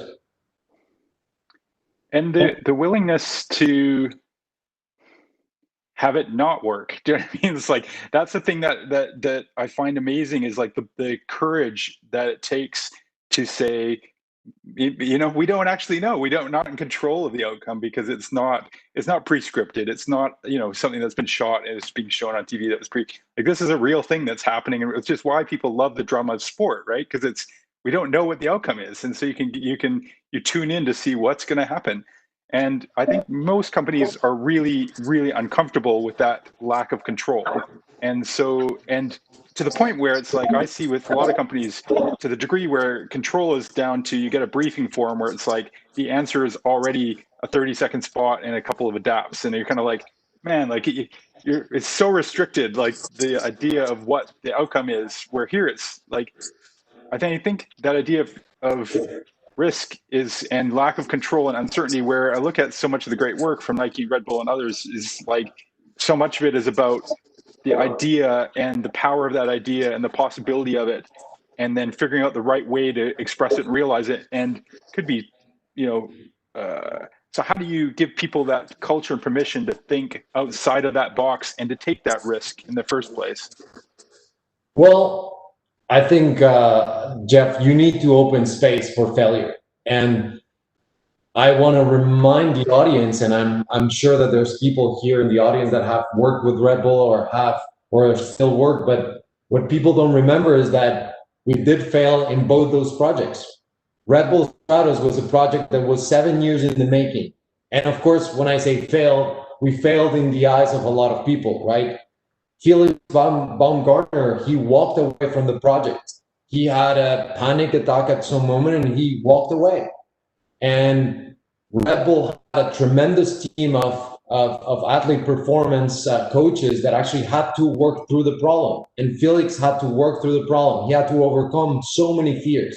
And this is actually out there. There's a great documentary that at the time we worked on National Geographic, and you can actually see the whole process behind it. But we failed multiple times. Even before the launch in 2012, there were 3 windows to actually make it happen. And we failed in the first 2 windows because of wind and conditions. We had 3 balloons, 2 of them got ripped and destroyed by the wind. And we had one last window. And there was so much anxiety by that moment, because you can imagine the anxiety that builds up for 7 years, right? The anxiety that the athlete has gone through, right? The pressure at this time, this has been globally advertised. Everyone's eyes are on Felix. But where I go with this is open the space for failure. I think failure can be the biggest fuel of success if you allow it, and if you actually build an agility around it, which is what we call today in today's world, the learning agility that comes from failing. And the same thing happened in breaking too. If you guys think about it, in the eyes of a lot of people, we failed. Eliud Kipchoge didn't break the sub-2-hour marathon in the first attempt, right? But it was actually a great success because it showed the world the potential that humans have. It was actually even better that he came short by 24 seconds because he actually made everyone realize that it is possible, and that it was possible, which eventually turned out in him running the sub-2-hour marathon and crushing it. So that is space for failure and channeling it in a right direction to make sure that teams around any project, around any brand, develop the learning agility to actually iterate faster and end up coming with a solution. It's what happened to the Wright brothers. They failed multiple times. They crashed, they destroyed prototypes, but eventually they used all those failures to build up towards a perfect prototype that ended up flying. I think that's exactly, I love that sort of analogy of, and it's so true in all innovation where it's like the failures are what teach you and give you the knowledge and learning to then get it right. And I know I tell one of the other stories I tell about Nike is the fact that no one knows or remembers that they had, before Nike Plus was launched, they had a partnership with Philips where it's like a hardware tracker where you could run and it recorded your runs, but you didn't really do anything other than that. It played some, I think it had 200 song capacity or something, and told you how much fast you're running. And then we had actually built a site where you could track your runs manually, and sort of like a little website where you could track in your runs. But really Nike Plus is the fusion of those 2 things. No one remembers those previous ones. And in a sense, you could say they were failures, but in a way they led to one of the biggest breakthroughs, in marketing commercial history in a way with Nike Plus. So it's like all those experiments leading to something. And I think companies like Nike and Red Bull are so good at that, testing things, trying things. And as you say, even though it didn't break the sub-2 record, it still captured the world's imagination, and it also showed just how hard it was. Like, it's a real thing. So tell me a bit about, speaking of, like, both of those things are, like, a lot of what Nike and Red Bull do are invest in what I would say brand building over time. There's a lot of effort that goes into not just direct performance marketing, right? Like, not direct response marketing. A lot of it is in true brand building.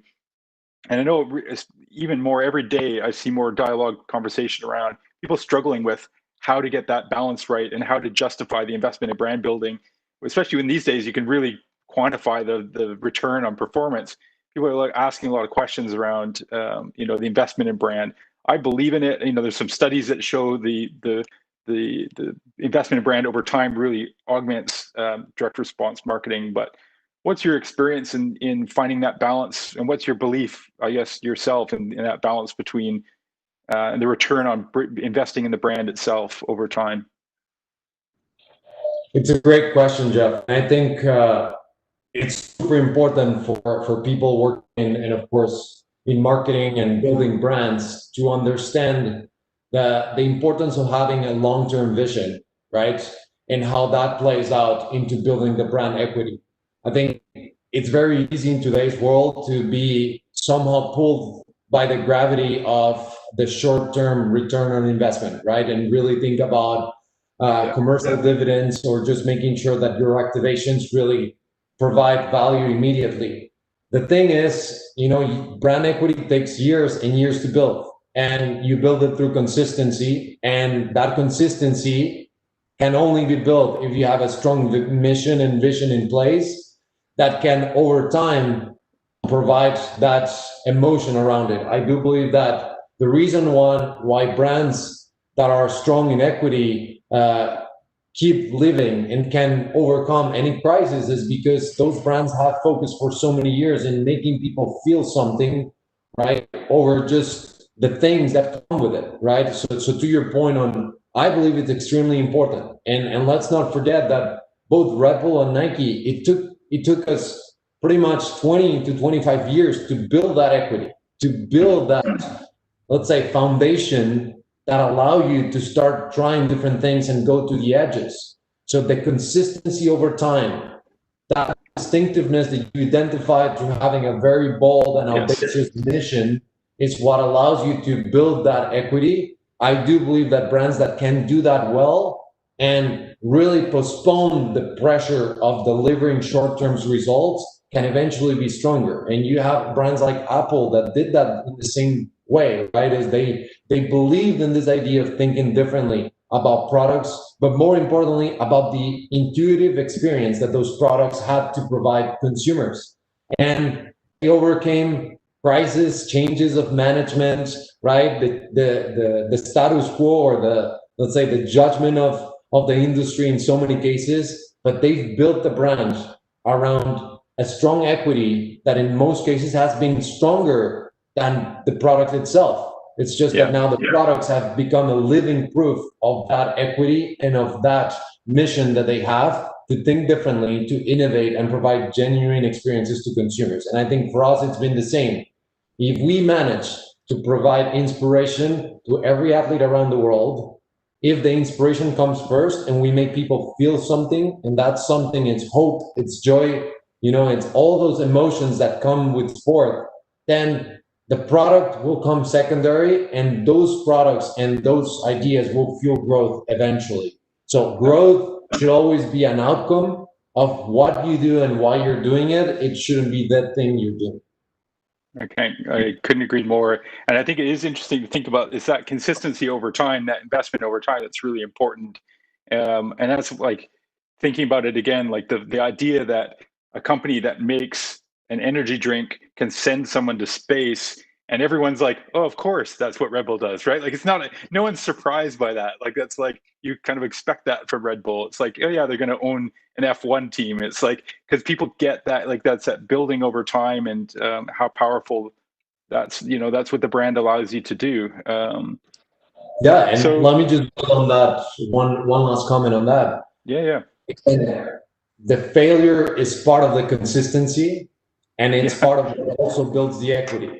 Red Bull was created in 1987, and when Red Bull began, people created so much bad reputation around it. Media, everyone was talking about Red Bull as the drug, and this very weird drink that people were having in Austria. But they've built the equity and the values of Red Bull around it. Instead of building a counter narrative, they built from it. And that was pretty smart, extremely audacious and risky at the time by Dietrich Mateschitz. But it is what's made Red Bull what it is today. The bold, audacious, somehow very disruptive brand, right? That is very polarizing, because that's what it is. And the same thing with Nike. Nike created the first shoe with a cleat in 1972, and it was a football cleat. And at the beginning, Nike wasn't great at doing football cleats. We were against Adi, and Adi was dominating the football scene. And it came with a lot of, ups and downs, and people making fun of our products, and we had no skin in the game at the time. And funny enough, Nike built a lot of the equity that it has today on football, or soccer as we know it in the US, but in football, right? Because football gave that global edge to this brand. So definitely the consistency it comes with some of part of the failure. Yeah, it's such a good point. It's all part of it, isn't it? It's like, yeah. So, and then the other thing that I think about too is both brands that both I think Red Bull and Nike get in common that a lot of companies struggle with is a lot of companies right now I see are making the shift to being more customer centered, which is fantastic because it's the right way to think about things. But it's like Nike and Red Bull have done this instinctively for so many years. And Nike, I know we talked a lot about the voice of the athlete and, really hearing that, understanding that, respecting that, and, even engaging them in marketing and everything from product creation to marketing to, really it's all these different participative campaigns where it's getting people involved in a meaningful way. And whether it's Red Bull Art of the Can or Nike Training Club, all these sort of participative services and experiences. Do you think that this approach and this mentality only really applies to hero brands like Red Bull and Nike, which is sometimes I hear that it's like, oh, yeah, they can do that because they're Red Bull or Nike. But do you think that that's true, or is that something that other brands can put more effort into understanding the customer first and then figuring out what they can help them do and be rather than just what they say to them? Completely, Jeff. I think it applies to any brand. The one thing that comes before that is, again, your reason of existence. You think about what helped Red Bull, Nike, and even Apple define or be consumer-centric companies is the fact that they have a very clear vision of where they want to go and the impact that they want to have in the world, right? When we said that we want to bring inspiration and innovation to every athlete in the world, then we know who we're doing it for. We're doing it for the athlete with an asterisk. It's for everyone. If you have a body, you're an athlete. Therefore, we need to focus every effort of what we do, from designing product to telling stories to creating experiences for the athlete. Same thing for Red Bull, right? When you say gives you wings, you're giving wings to people, you're giving wings to athletes, and therefore you need to focus every effort that you put out there into those athletes. And I think the same about Apple. They focus on the consumer experience and what the consumer feels when they get an iPhone out of the box. And I do believe that applies to every company. I think it just needs to stay grounded on a bigger mission that is going to help you be consistent. Because I've seen a lot, and having worked with multiple multinational companies, is sometimes companies go through the identity crisis of really changing your consumer or how you think about your consumer or your focus, because of course there are generational changes, and that comes with, of course, new ways of thinking, new opportunities, new ways of engaging with consumers. But what shouldn't change is why you exist and how that informs the people you're talking to. So definitely super important. And how do you think that the role of technology in all this, like in terms of being able to connect closely with your consumer, understand them more, to be more intimate with the people that you're serving at the end of the day? What's your view on technology's role in all this? Oh, technology, it's becoming more and more the oxygen that somehow helps brand be in the right place at the right moment. I think it's definitely fundamental. I do believe, and this is my personal belief, it's not a company's belief, it's Camilo's belief, is that technology shouldn't become who you are. I see a lot of companies that try to become, a technology company. I think unless you're a technology company, it's really dangerous to let technology be your distinctive advantage, because eventually it will evolve. And you need to stay grounded again on your mission and what makes you distinct and what consumers actually love about you. Technology should be an enabler to actually bring your mission to life in a more seamless and intuitive way.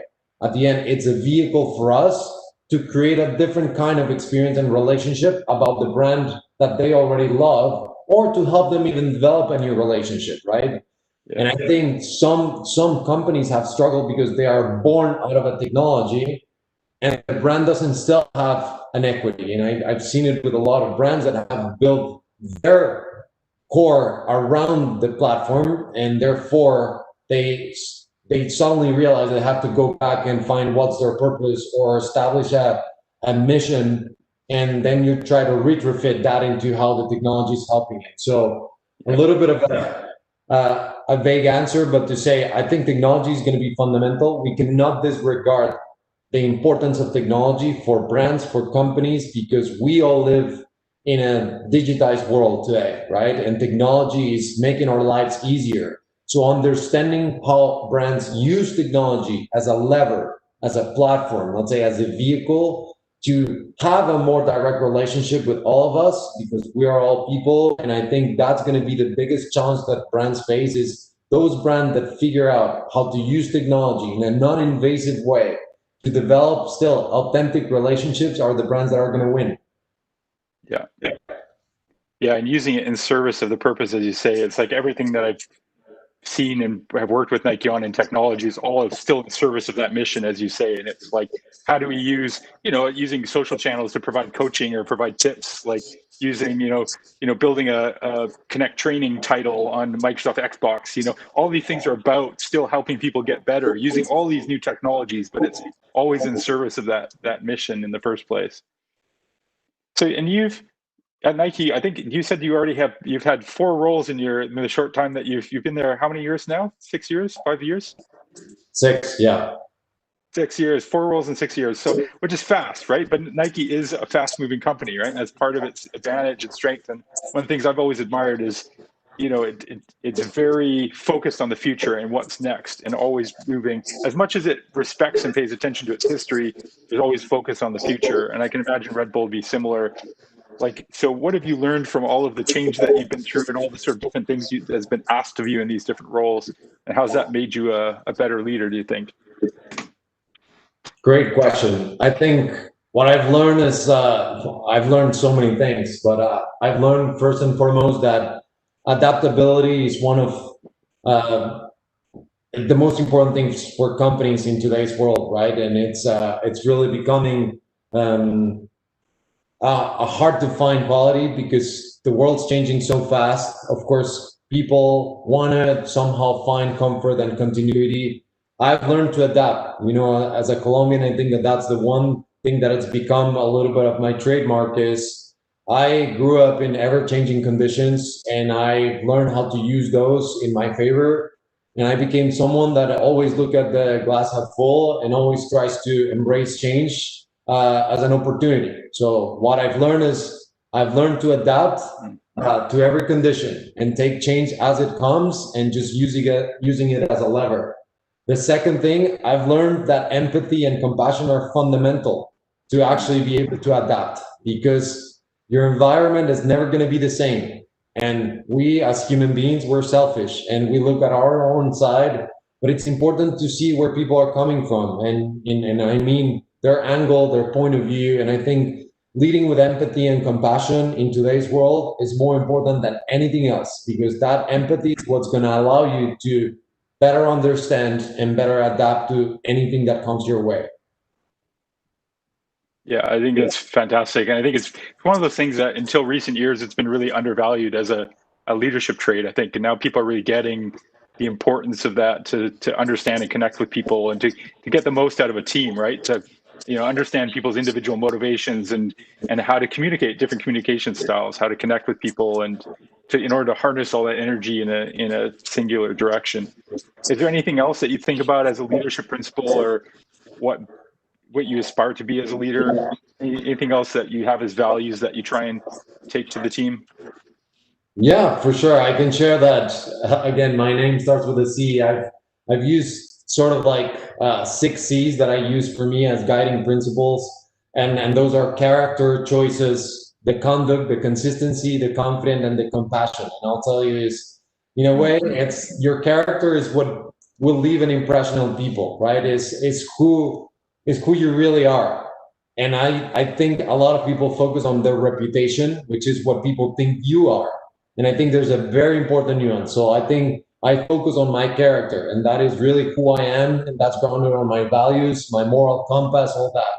Then choices, as I said, choices will leave a mark. Life is made out of endless choices, and people confuse choices and decisions, but choices add up to form our legacy, a legacy that you leave behind. The choices you make at critical times in your career, in your life, as a parent, as a friend, as a human, those are going to form your legacy.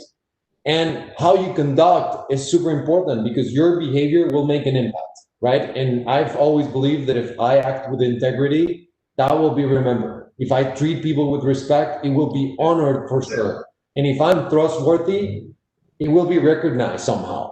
And then if you link conduct with consistency, basically this is having the consistency between what you say and what you do, the consistency between words and actions.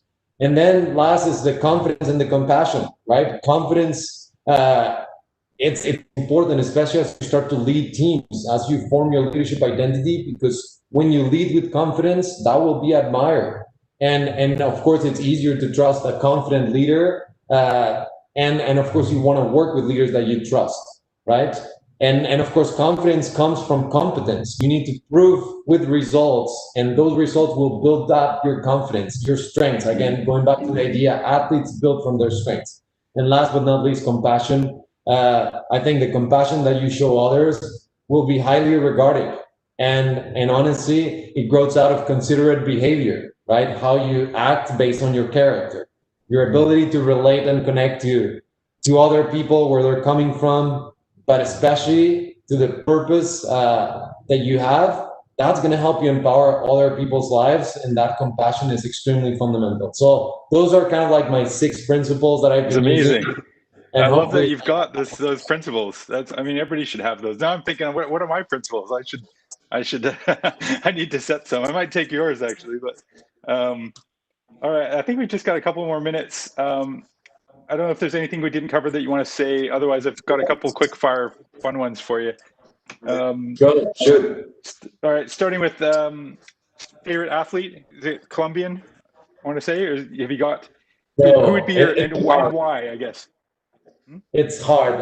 If I had to pick one, it would be hard. I'll tell you, I have a couple, but I would say Rafa Nadal and Robbie Madison. I'll tell you why. Rafa, I grew up water skiing. No one taught me the right technique or the right approach. I was a self-made athlete, and I broke every bone by trying to improve. I think Rafa, when you compare it to Roger Federer, I love tennis, by the way. Roger is the impeccable tennis player. He is gifted. He has the perfect technique. Rafa has the grit. He's had more dedication than anyone, right? And that is what really inspired me. I think that I love this quote from Jarek Dieter that say that there may be people that have more talent than you, but there's no excuse for anyone to work harder than you do. And I think that's Rafa mentality. He will always put more hard work into his training, into his game, and that's why it's hard to beat them. And Robbie Madison, I think it's a perfect segue for what we discussed today. He was a freestyle motocrosser that has become an innovator for the sport. He has invented so many waves, and probably the audience knows him. He actually invented a new way of riding waves on a motorcycle. He actually put these paddles on a motorcycle, and he was the first guy to actually ride a motorcycle above water, which is insane to me. That's crazy. So yeah, I would say those two. Those are pretty good choices. I like I think those are good criteria. And I think Rafa, I mean, it is inspiring, just like that idea of, and what's really inspiring is when you get an athlete with so much talent who also does the insane level of work, like that commitment, and that combination is just unbeatable. Like if you bring that together, but I think as you say, it's like that one thing you can bring to the table, working harder than anyone else. It's I think that can apply to everything we do. I think we're probably out of time, but I really enjoyed the conversation and having the time with you. Thanks so much for talking today. Appreciate it. No, thank you, Jeff, and thank you, Kyla. Thank you to the team of Brand Innovators. It was a true honor to be here. Hopefully, it was useful, helpful, and entertaining. But yeah, thank you for having me. It was awesome. Thanks, guys. Thanks, Camilla. And I love the 6 C's as well. It's got me thinking about what my 6 brand attributes will be, I guess. But also, Camilla, I also loved how you started the session today as well too. And your point about sort of perseverance, resilience, and and not quitting. And I think if there's ever a theme for 2020, it definitely begins with that, with those 3 points. And I think also just finally, your point about risk taking. If there was ever a brand to learn from, in terms of risk taking, failing, never quitting, I think that's Nike. And so it's been a real privilege to have you on today with Brand Innovators. So thank you very much. And Jeff, great job at moderating as well. Thank you. Looking forward to seeing more great work between you, AKQA, and Nike. So thanks again, guys. Appreciate it. Thanks so much. Thanks. So our last session is coming up. We are now joined by Kyle Lazarus. Kyle is the Director of Equity, Digital and Cultural Marketing Communications at PepsiCo.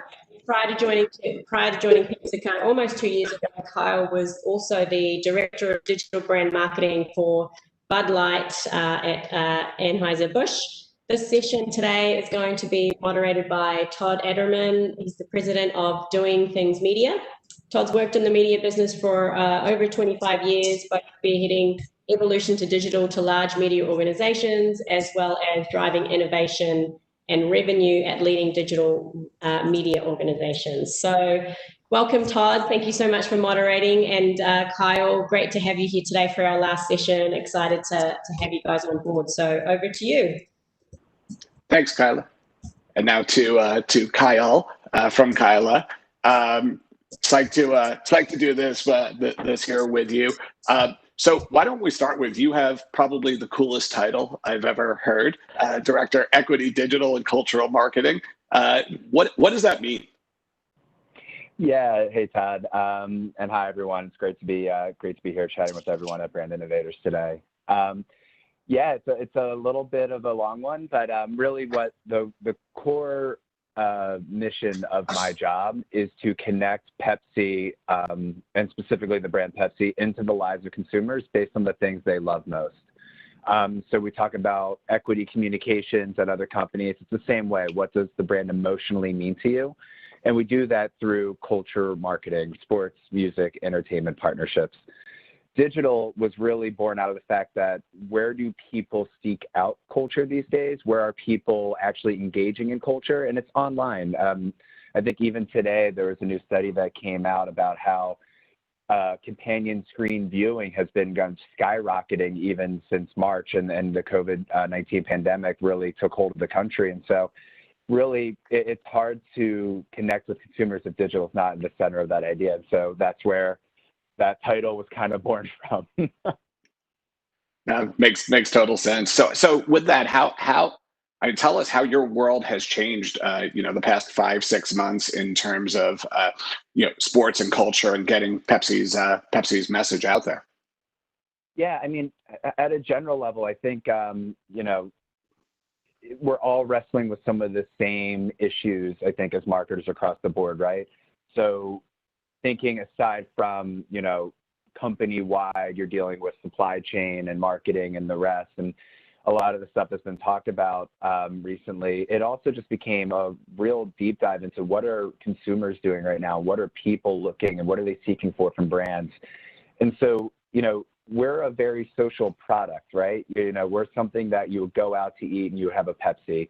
We're something that, you're having people over, you're enjoying Pepsi with that. And so now you have this very limited social life that COVID created and those restraints, and people are putting more in stock for online social sphere more than they ever did before. It's the only way that they could truly connect with the world because of the physical distancing. They're physically distancing, but they don't want to socially distance. And so that landscape actually for us, we saw that as a ripe opportunity. We saw that as, okay, how do we bring culture forward executions, be it in sports, in music, to consumers in a way that, these moments are new and authentic based on these new insights. The agility that I think we all as marketers look to and, embrace and live in just really came forward, and it allowed us to do a lot of things differently than we would have in the past.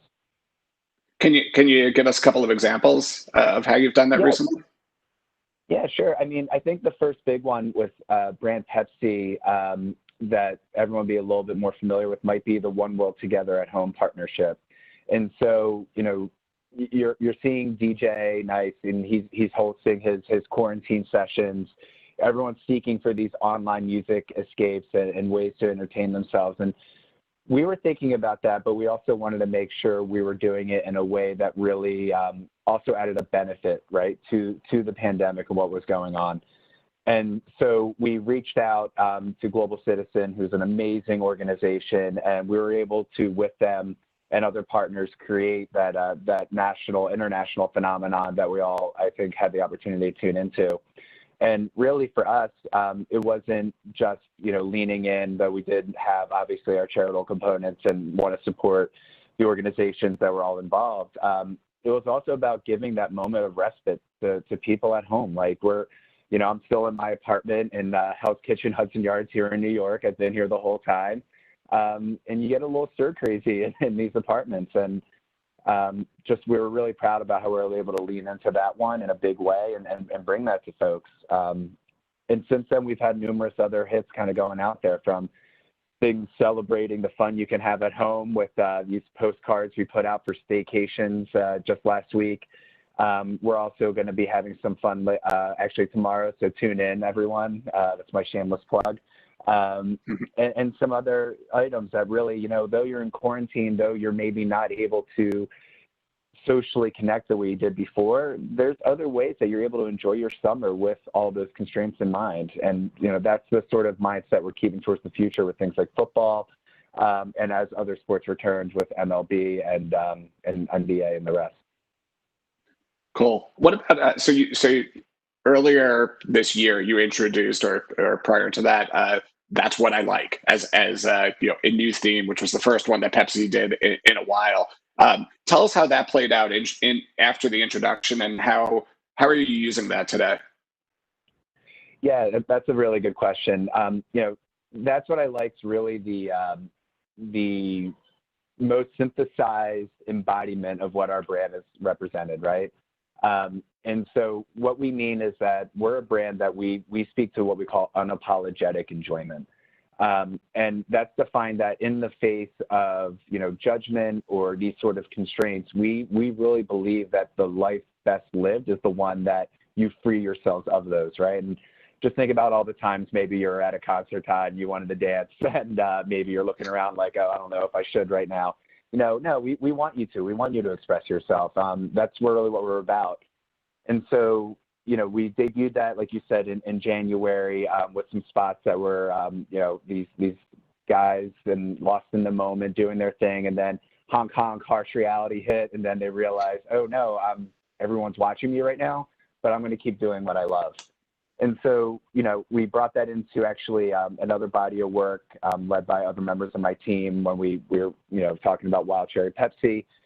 And we're not moving off of that. I think all that it means is that unapologetic enjoyment has evolved in the face of this, right? So before, maybe where you were more concerned about the societal judgment around you, think about the judgment you put on yourself when you're in quarantine. You see these articles of, oh, if you didn't learn a language while in quarantine, then you wasted your time. Or, if you didn't learn a new skill, then you didn't do quarantine, right? Like, who's to say that? Like, who's to tell you what is the most enjoyable life for you? And that's what we're really trying to lean in on, is make people love and appreciate the things that are around and what they can do. And so we're actually going to be sticking with that coming through in the future with some new work that'll be airing around this football season. That's great. It's definitely what's needed.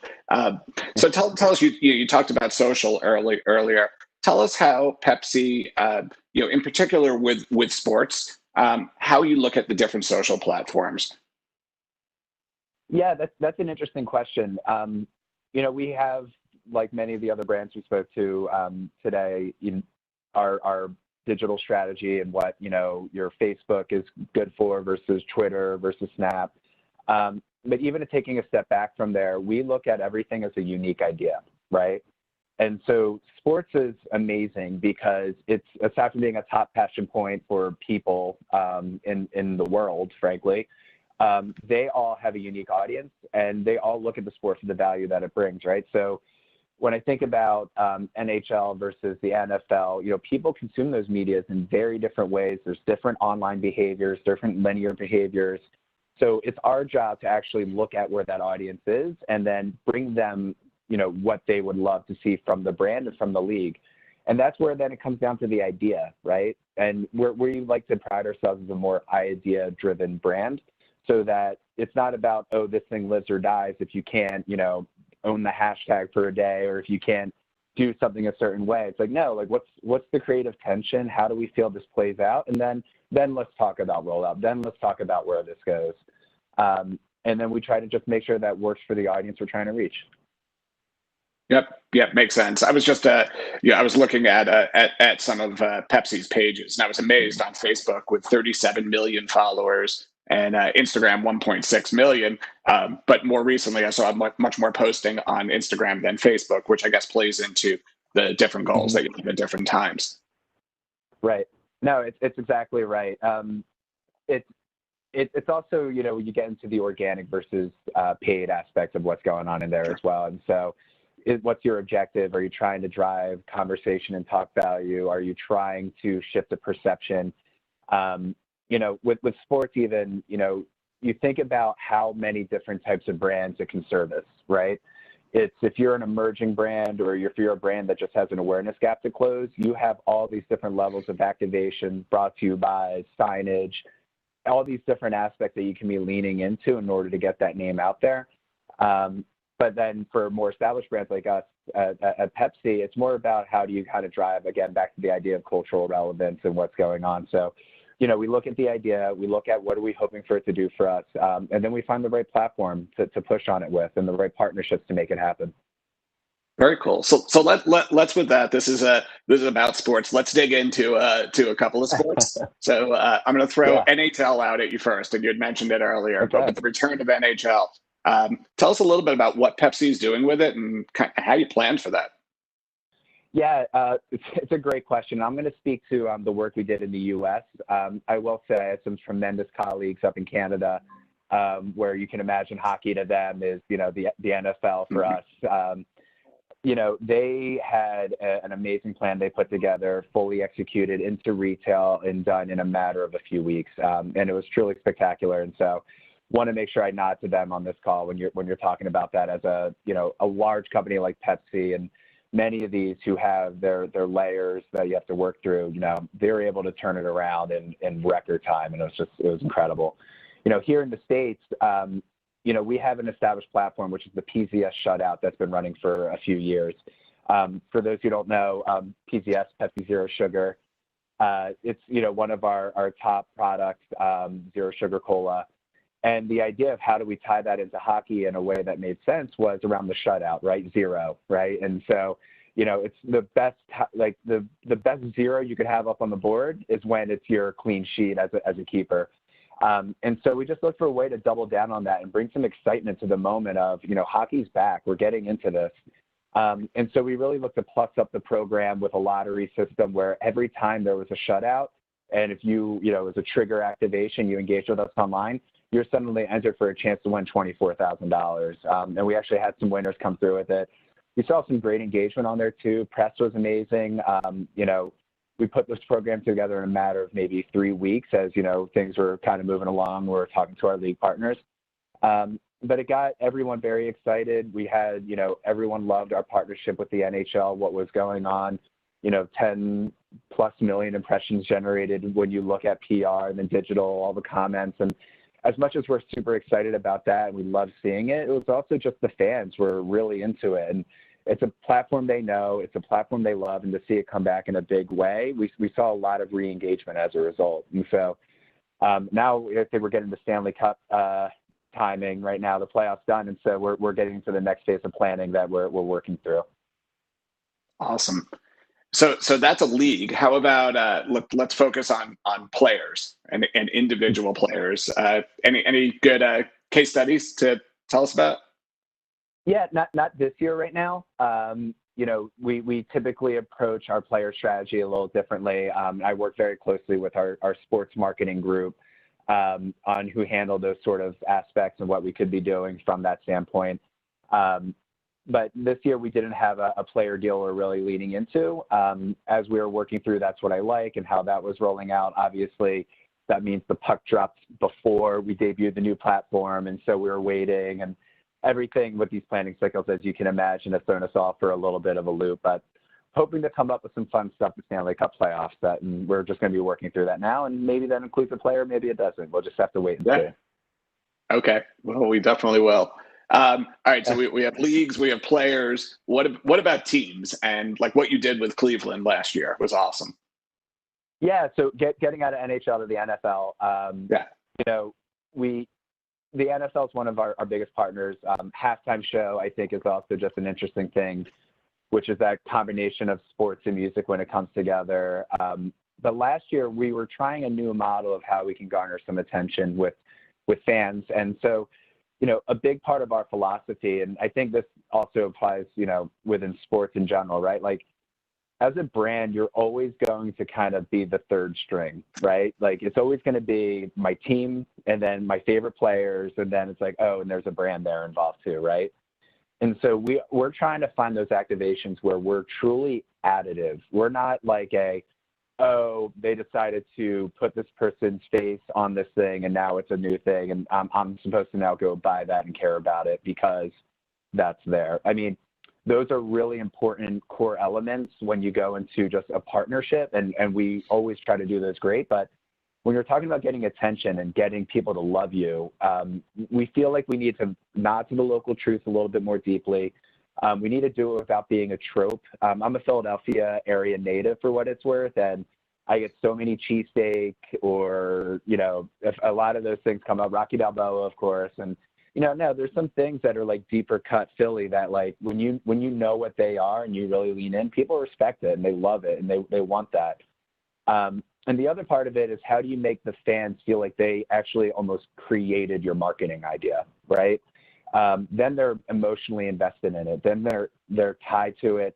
They want to push it. And so last year with Cleveland, you know, it was the Browns' first game in 11 years on Sunday Night Football. And we were the official sponsor of Sunday Night Football at the time. And we just saw this as a moment. And we saw it as a city where, you know, we have a lot of love in Cleveland for brand Pepsi.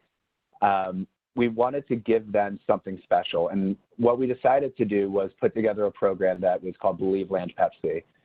Believe Land, I'm sure all of us have heard it, either through maybe the LeBron content that goes out there and everything else. But it's something that the fans there truly say, and you know, this is what they believe about their city, not to get punny, but we decided to lean into that truth, bring it in, and we turned Pepsi orange. We dyed it a nice clear orange so everyone could see it and gave it away to the city. And on top of that too, we looked to do some projections on the walls in the city to get people excited for the Sunday game, let them know that, hey, we're not just, you know, popping in, like, no, we're really leaning in with you. And we also gave away a special on-field package for some people who found the golden bottle to get on the field for, again, this team's first Sunday Night Football game in 11 years. It was a really special moment. You know, a lot of great press came out of it, social interactions and social conversation through the roof. And, you know, that became a real, you know, turning point. I feel that, okay, here's a way we can really activate sports, that it's not just only about the property and it wasn't just only about the brand. It was truly that perfect overlap where everyone got it, everyone could lean in, consumers loved it, press loved it. And, you know, trying to find those ideas where press and consumers come together is where we feel like we get the most impact on the brand. That's awesome. Do you have any other examples where you changed the actual can or packaging itself? Not in a sports context, but we have done innovation work and some other things like that. Actually, for BravoCon last year, we created a special non-alcoholic, zero-cal, zero-sugar rosé, Pepsi Rosé, that we partnered with Lisa Vanderpump to push out. Had some very cool. It was actually served in your, you know, your champagne bottle, wine bottle. We're serving that out there, so that was a lot of fun. Right now, also our local teams are doing more of that as well. So I know a new partnership we actually have on Pepsi this year which I was personally very excited about, was the Philadelphia Eagles. They are now back with brand Pepsi. And, you know, they did create a special package with Swoop, where if you're able to find it, you know, you're getting on all these team experiences, be it through content given our situations right now, or winning things for 2021 season, right? It's always the hope springs eternal for us Philly fans. But I also think for fans in general right now, given the pandemic. Yeah, absolutely. So what about these are some great success stories, but to get there, we've all had things that haven't worked as well. What are some like lessons learned where it didn't work out as well as possible, or just takeaways? Yeah, I mean, we've been trying a lot of things just within our cultural marketing approach in general to figure out what works, right? We've tried different types of products that we've made. Some are a little weirder than others. You know, for instance, this past February, we actually grew a diamond ring out of Crystal Pepsi. We boiled it down to a base carbon form and then grew a real diamond out of it to help for Valentine's Day. That had good success. Started leaning into where you're starting to see some other brands go, right? Like I'm thinking of, I think it was McDonald's with the candles, right, that you can waft the sample set. You know, it wasn't Believe Land level execution, right? And so as we're constantly trying some of these new things, we're seeing what people are biting on, what people don't have interest on. And I think it also speaks to one of your earlier questions, really around platforms, right? People's attention's getting more and more divided. Was it the idea or was it the platform? Do we try it again here, or do we actually need to go ahead and make something now? And so in all the experimentation we've been kind of playing through, I think what's coming down to is a physical product need more often than not. And when I say a physical product, I don't mean it having to be, you know, a Pepsi liquid or a Pepsi package that needs to be touched, right? It's also getting into, no, like if you say this, you're going to tease something, you got to give it to consumers. And, you know, it can't just be an abstract thought a lot of the time. Like people love it when they see you put, you know, your money where your mouth is, and that includes some of these things. You know, I would say, you know, if you're looking for some things that may not have worked as well, I think in the past we haven't leaned in fully into some of our athlete partnerships, and there's perhaps been value left on the table there. And so working with our sports team, we're trying to make sure that we don't do that anymore, and that if we're going to, you know, work with these people, we're going to do it in a big way. So, you know, you're asking about athletes earlier. Aaron Judge, who's, you know, obviously one of the biggest athletes in the world right now, and especially in baseball. You know, this year we decided to go with him as MLB was returning to kind of, well, how do you celebrate opening day? It never happened. Now you're sitting here, it's July. Like, how do you capture that moment and that joy? And so we worked with him to actually give fans just permission to say, you know, turn off the computer, don't, you know, shirk your responsibilities, you know, don't flip the laundry. Baseball's on. Like, we as a country deserve this moment. Sit down and watch it. And it didn't involve him holding a product. It involved him he recorded a voicemail that we let people download so they could use that as their away message. And it was, you know, Zoom backgrounds with him saying baseball's back, you know, just different, right? You don't need to give your product all the attention here. People know Pepsi, people know what's going on. Sometimes it's just about giving them the emotional weight of what they're looking for. Yeah. So let's actually flip that, because there's certain things that Pepsi can do that other brands can't. Like Nike, we had Nike on before this. Nike, a huge brand. You mentioned McDonald's. What would be your advice for some of the smaller brands out there that don't have the awareness level of a Pepsi, Nike, or McDonald's that want to get involved in sports marketing? Yeah, that's a good question. I think an execution I saw recently, I'm, you know, working in beverages now for a few years. I still follow a few of the rags, and there was one particular one I saw in Jersey City. There's a very small brewery called Departed Souls. And okay, I don't think anyone tuning in right now is familiar really with Departed Souls Brewing. They created the trash can banger beer coming out of what was going on with the Astros at that time. very simple execution. It was really just a very leaned in. They didn't have the marks. They didn't have an official partnership. But they were really able to lean in a way that only I think a small brand like that could, right? And embracing that sort of challenger approach to what this is. So while, we have our large partnerships, we're able to do these things, with the teams in a way that maybe they can't. I think it comes back to, when you first asked me again about platforms and our strategy based on what's going on, what is it that you as a small company represent? What is it how do you translate that point of view into this world of sport of what's going on or something that happened? And then how do you truly add something to the moment, right? And I think that's the real challenge that needs to be solved a lot of the way, because you see some big brands who just buy their way in and don't necessarily do that. And that's fine too. It comes down to what your brand strategy is and what it is you're trying to get out of it. I would just say for us at Pepsi, yes, we're there. Yes, we're having our awareness pushes. We do work products in a certain way at a certain time.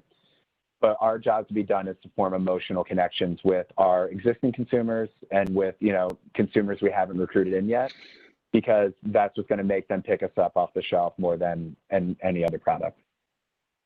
So with all of that, how do you measure success of these campaigns? Yeah, every campaign, again, a little different. I think we all have the standard set, I would like to say, at a company level, right? If we're talking from a PR side, key message inclusion. Was it a good write-up? Did people like it? Did they not? More qualitative and quantitative at that point, right? Impressions are great directionally, I would say, because they give you a sense of the scale, maybe the quality of the placement. It's one thing to have like 100% key message inclusion with 100% sentiment, but 1 million impressions out of like 5 articles versus, oh no, that was 300 million impressions that came in through the PR side. And so we don't live and die by the impression, but it just proves to be a little bit more of an indicator of the quality of the placement. From a social side, it's fascinating, right? Things get a little bit more real there. You do have to deal with the data you are able to get from certain platforms and not from others. And so that's when you're, back to what the idea is, what are we hoping for it to do? But there, we care what our consumers are talking about, right? And what's the positive sentiment out of it and the negative sentiment. But we also want to know what the themes are, right? And we have done things in the past where, there's 20% negative sentiment. You're like, what is that about? And then you look at the theme and it's like, oh, it's just people saying they don't like Pepsi. Like, okay, that doesn't really tie to the execution or what we did or what that means. But now if it's something like, oh no, I hate what you did here. Oh, now we need to pay attention to that and we'll look at it differently. And there I would say the impressions we do value a bit, and we start looking at more of the harder hitting lower funnel metrics, right?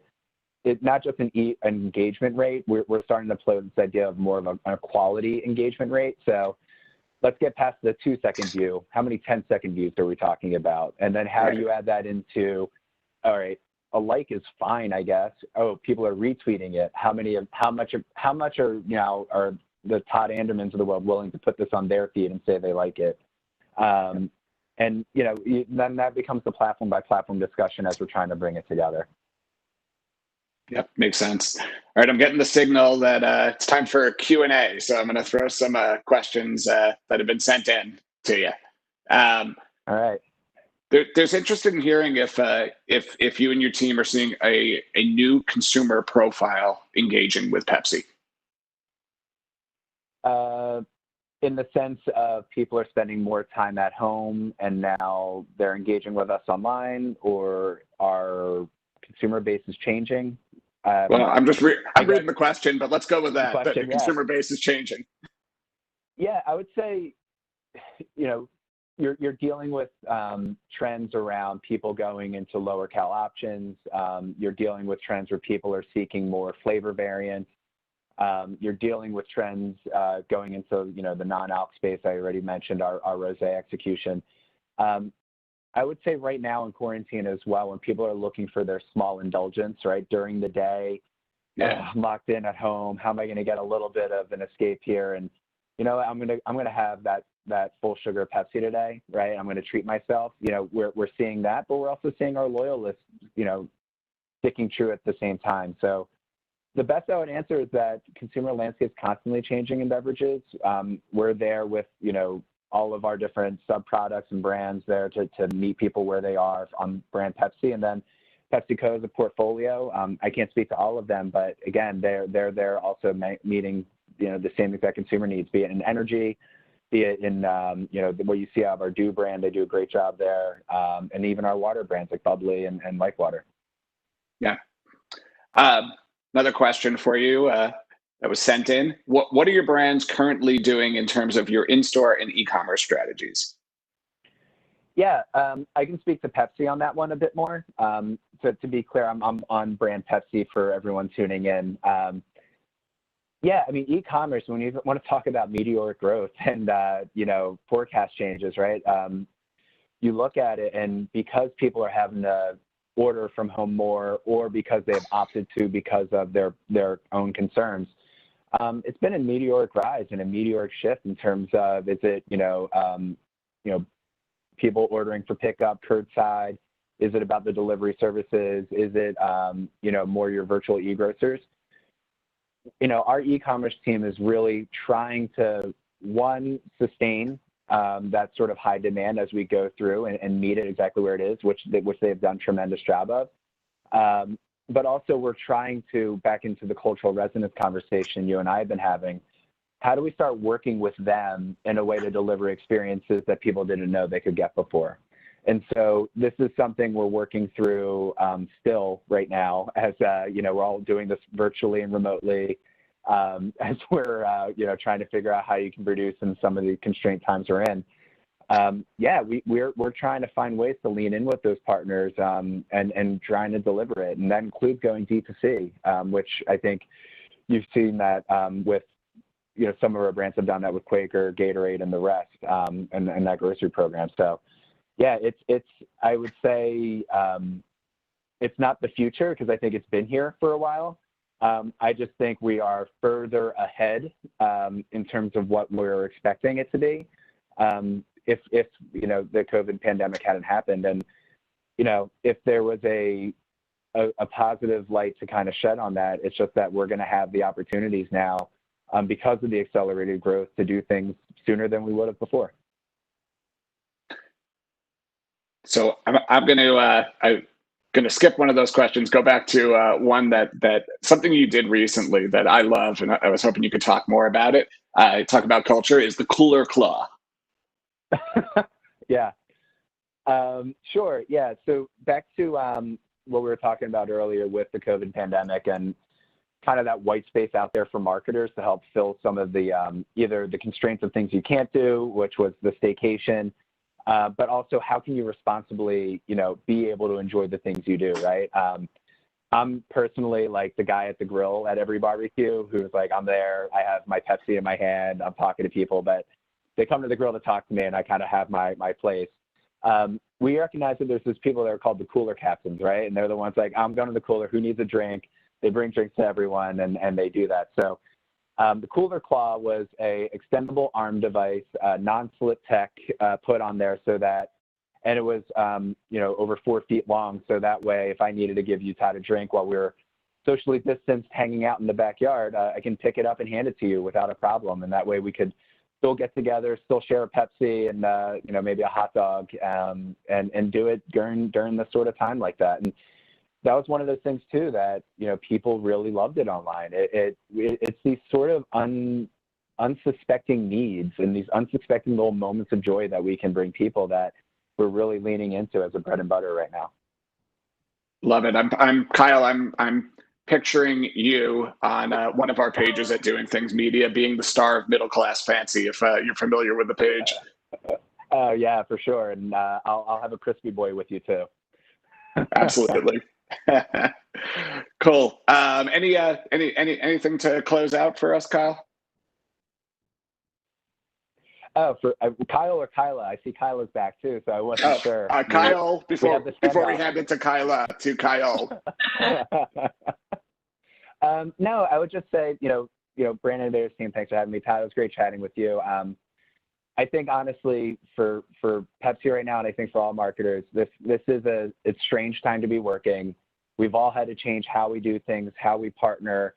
But I think it's kind of led to some of the cream rising to the top as a result, where these smaller, faster, scrappy ideas, I think we all talk about as marketers as like, that's what we need to be, that's what we need to do. And then sometimes we get in our own way. And I would say right now, we actually cannot get in our own way because of the constraints we're living in. So with that, as long as anyone's willing to embrace that and kind of fully lean in and make these really interesting consumer first ideas, it's going to be a really interesting next 3 to 4 months in the world as much as people do it. Definitely. Awesome. Well, thanks, Todd. Thanks, Kyle. I think that's a great point to end today's session on, and links really nicely back to what Camillo was talking about in terms of risk taking and being brave. So thanks, Todd, for moderating, and Kyle for closing out the session. So thanks very much. Thank you. Thank you. So that's it for our session today. Sorry we ran a little bit over, but we had an absolute stellar lineup of clients today. So I'm sure you guys all appreciate the discussions we were having today. Last point from us, please join Brand Innovators tomorrow, 2 p.m. ET for a live cast on e-commerce, CPG and retail. Another great lineup of brands. We've got Kellogg's, Honey Backhand, VF Corporation, Beyond Meat, Influential and more. So another great session tomorrow for us at 2 p.m. So thanks everyone for joining in, and we'll see you again soon. Okay.